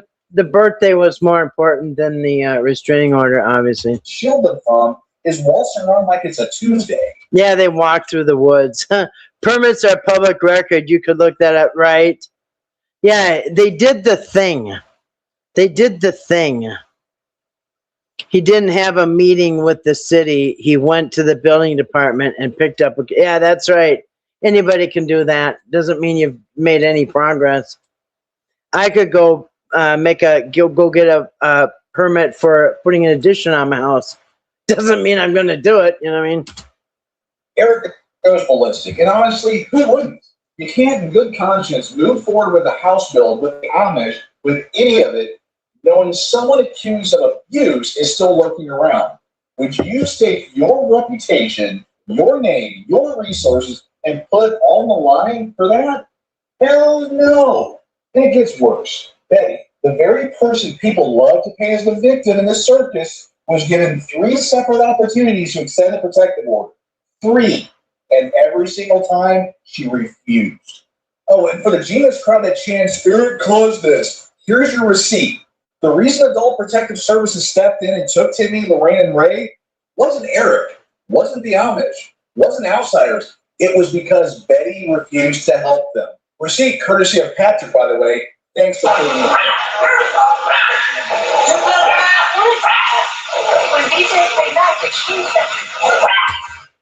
Yeah, and who was the one who was claiming BJ shouldn't be there? It was Eric. How can this not be Eric's fault?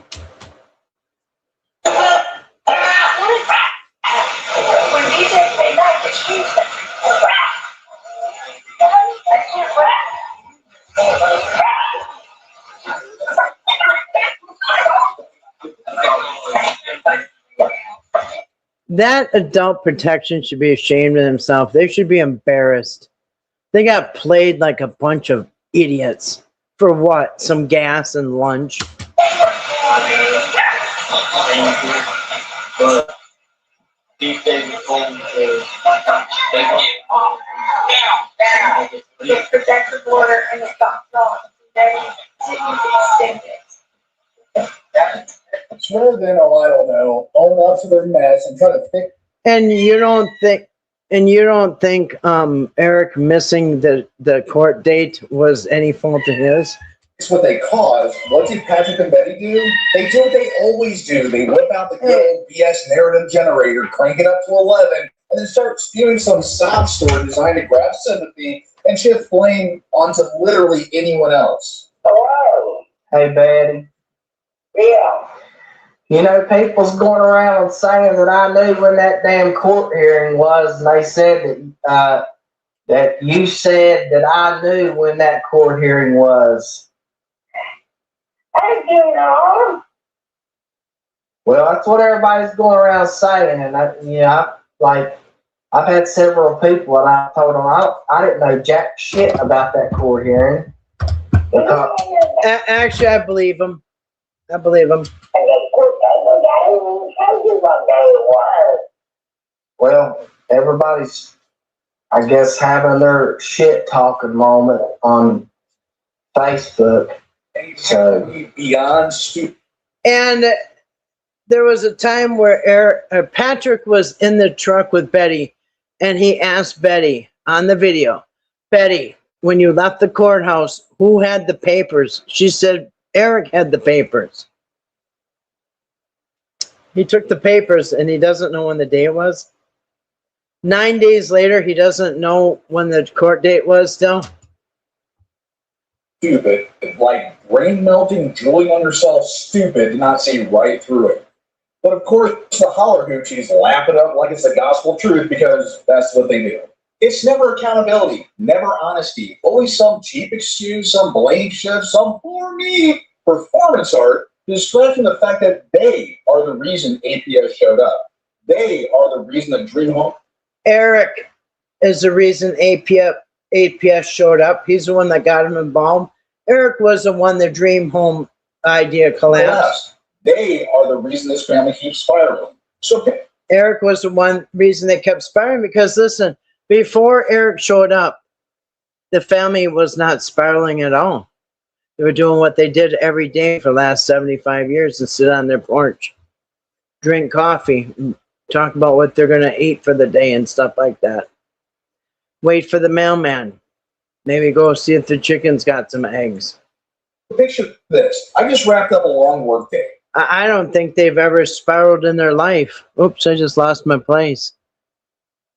Anybody remember where I was? Damn thing for anyone. Tap on their shit talking. I'm almost done with this, guys. One second. I lost my place. Is officially derailed. And what's his genius move? Bring in a spokesman, Ernie Evans. Yeah. Now they're going to dog on Ernie. Like Ernie's fault for anything. A moderator, some mastermind of this whole thing. And let's just not forget all the other dumbass comments from the peanut gallery. Bam.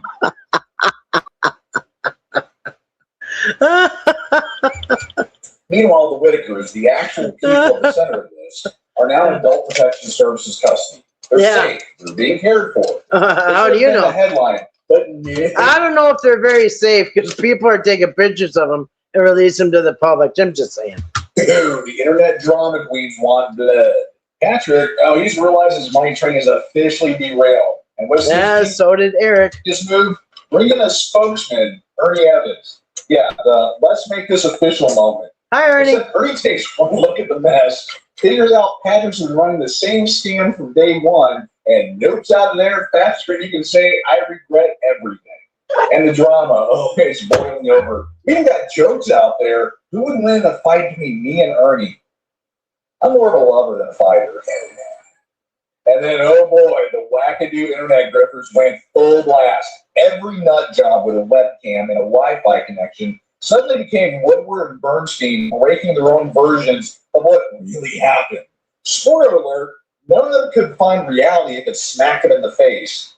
And sometimes, yeah, Patrick was right there egging them on because that loser needs his next dopamine hit like a junkie needs a fix. Can't live without the attention, even if it's all built on lies and garbage. Now, That's funny because Patrick kind of got faded out. He didn't really get any attention after Eric showed up. I'll admit, I've watched a few of these clowns with genuine amusement. Every once in a while, they'd almost land on something close to the truth. Like they were right there circling the target, finger on the trigger, but nope, couldn't hit it every damn time. And honestly, watching them whiff so bad kind of made me feel bad for the girlfriends or boyfriends or whoever's desperate enough to put up with them. Because if they can't hit the truth dead on, you know they sure as hell aren't hitting the G-spot. Wait, what? He just accused Patrick of not hitting the G-spot. Now, I won't even get into that. But Dewayne, you know, he is very confident that he does, and I guess you'd have to talk to his wife about it. I don't know. But yeah. They were right there circling the target, finger on the trigger, but nope, couldn't hit it every damn time. And honestly, watching them whiff so bad kind of made me feel bad for the girlfriends or boyfriends or whoever's desperate enough to put up with them. Because if they can't hit the truth dead on, you know they sure as hell aren't hitting the G-spot. Some people wonder why I don't like Patrick. Some would say it's because I'm friends with Eric. Sure, but after seeing how he's treated women and other people, I think he's a worthless piece of trash. And I can cite examples, the way he treated and tried to manipulate his own daughter, stalking of women. But this final one should give people a window into how much I despise this stain on human civilization. This is how low of a person he is. He actually instant messaged my wife threatening her. Okay, so this is September 13th, and this was, I think it was the day after the investigation was opened up, and Eric wasn't answering because, of course, Eric has most of the money. Let's just see, when was it? September 13th? Yes. So, oh, I'm sorry. Okay.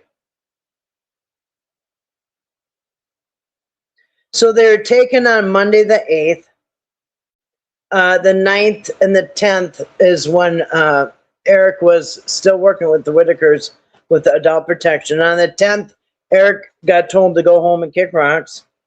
On so 11th, 12th, 13th. This was 1 week after Patrick got kicked out of the Airbnb. So on Saturday the 13th, and I have it right here, Patrick tells Dewayne's wife that he'll call the police. All right, let's see. All right, so here it is, September 13th. No, in fact, the state investigation is going to be on Monday the 15th. So 2 days from now, the West Virginia State Police opens up their investigation. They're here Saturday the 13th, a week after Patrick got told to get out. Nice to know that you're a part of the scheme to fraud the Whittakers. Don't think for 1 minute that you and Eric Carroll and your dear beloved Dewayne Ward won't get your asses handed to you. Now, remember, this is Patrick getting a hold of Dewayne's wife because Eric isn't answering. Dewayne isn't answering. So Patrick is now trying to get a hold of Dewayne's wife. Nice to know that you're a part of the scheme to fraud the Whittakers. Don't think for 1 minute that you and Eric Carroll and your dear beloved Dewayne Ward won't get your asses handed to you. All this fraud will be investigated by not only the FBI, but also your state, of which they live in Texas, by the way. I don't expect to hear back from you because you were in the clique with Eric Carroll and your husband. This lady was in clique with her husband. If you would like to talk, I'll give you my phone number. And if you decide not to talk, then I guess the system will do its job. You guys, I'm at 11%. This is about done. So I'm going to plug in my phone so I don't die here. And yeah, we're on the last minute, 2 minutes.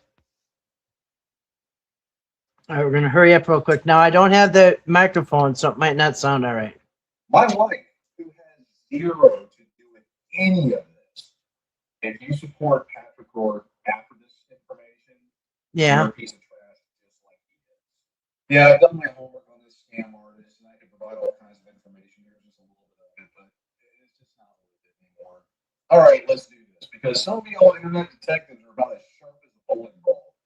Now that Eric's dropped his video, I can finally say what I've known for a while.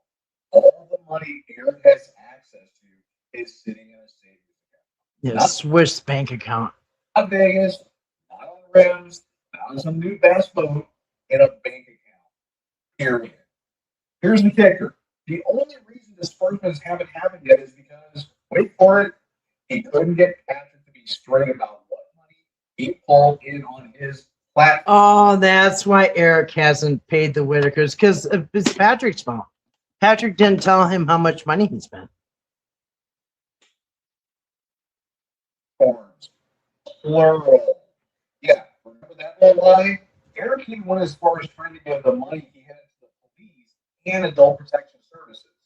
You know what they said? No thanks. No, pay it to the Whittakers, because that's who you owe it to. They wouldn't touch it. Yeah, hey, listen, I couldn't imagine when it comes payday and I'm going to pay my employee, and I don't pay my employee, but I'm calling the the adult protection to ask them what I should do with it, and then I called the police and asked them what I should do with it. Of course, they're not going to take it. Give it to who you owe it to. His wife was listed as one of the people in charge of the Facebook page. Well, yeah, she's involved then. So now he's sitting on it until a court or proper authority orders him out of this person, which is exactly what you do if you're trying to keep it above board. This is actually fucking nuts here.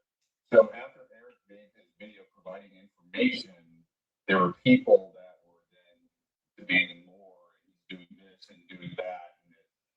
And it's just insane. I saw a video that came out that Betty and Larry now Eric and Patrick of wrongdoing, and this just is beyond nuts, and there's just nothing that's going to quench the thirst of these internet people.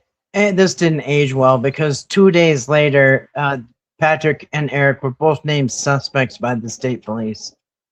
He said it's so crazy how anybody could say they were doing something wrong. Yeah, 2 days later, they're officially named by the police over all the news stations. And by the way, Dewayne was the first one to see it, and Dewayne sent it to Eric. Said, "Look what's on the news." It's not even worth doing anymore. You know what this whole mess has taught me? That people are flat out crazy. You bust your ass for years trying to help, trying to make a difference, and you just turns out the very Eric, people you're out here trying to help every single time. And here's the truth, Bob. Society isn't just broken, it's past the tipping point. Done. Cooked.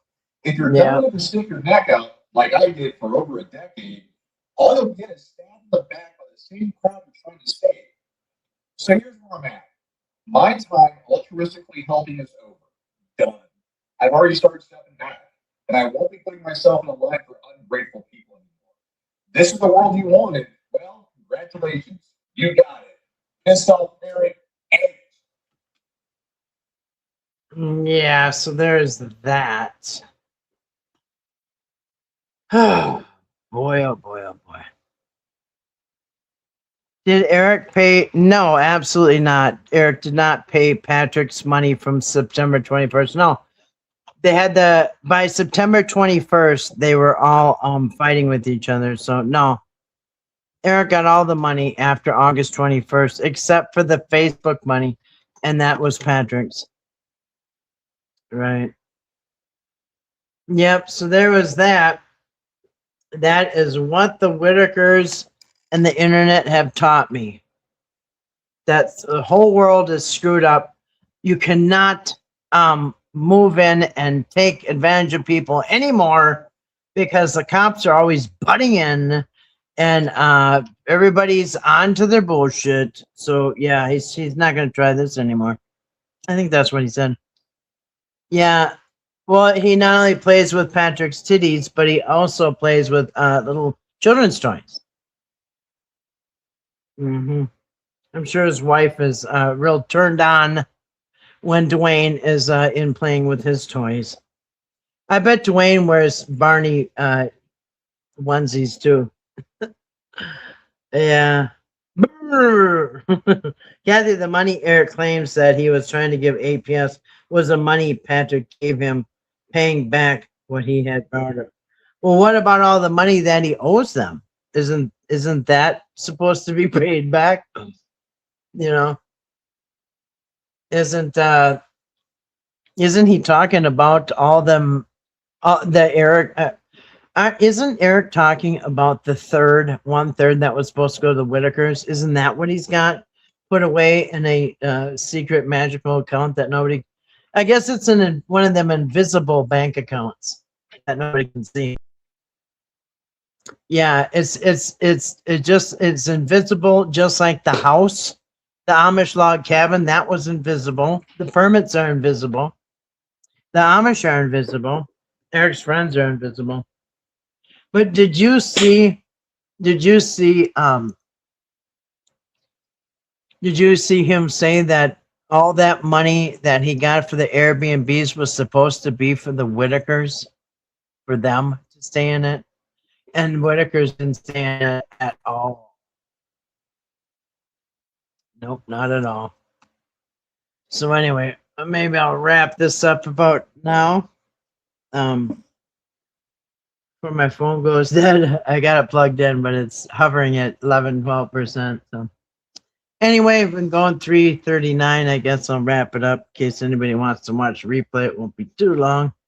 Well, it is, but it won't. If I was his mom, Annette, I would be embarrassed that his son could do that to this family. He had Toxie as passed on, but to steal from the disabled and elderly is disgraceful. Exactly.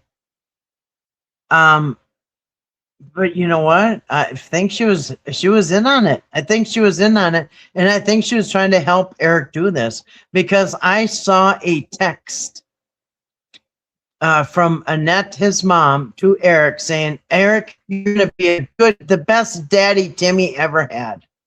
Yeah, I saw the text where she told. It wasn't even a text. It was a comment.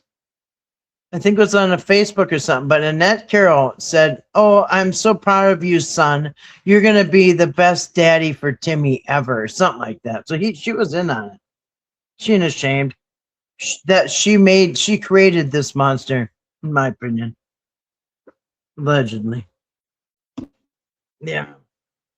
No, she wanted in. All right. She knows the money's there. Ka-ching, ka-ching. So yeah, Eric is lying. Yes, surprise, surprise. So yeah. Anyway, so I'll wrap this up. Let me get back into the big chat here so I can see. But yeah, it's kind of a late one. I will wrap this up and say good night. Good night to Susan, to Pause, James, Grace, everybody that's still here, Pam. Yeah, everybody that's still here. Red Frog. I don't know, it only goes back so far. So anyway, if you made it this far, think insanity. Florida, everybody.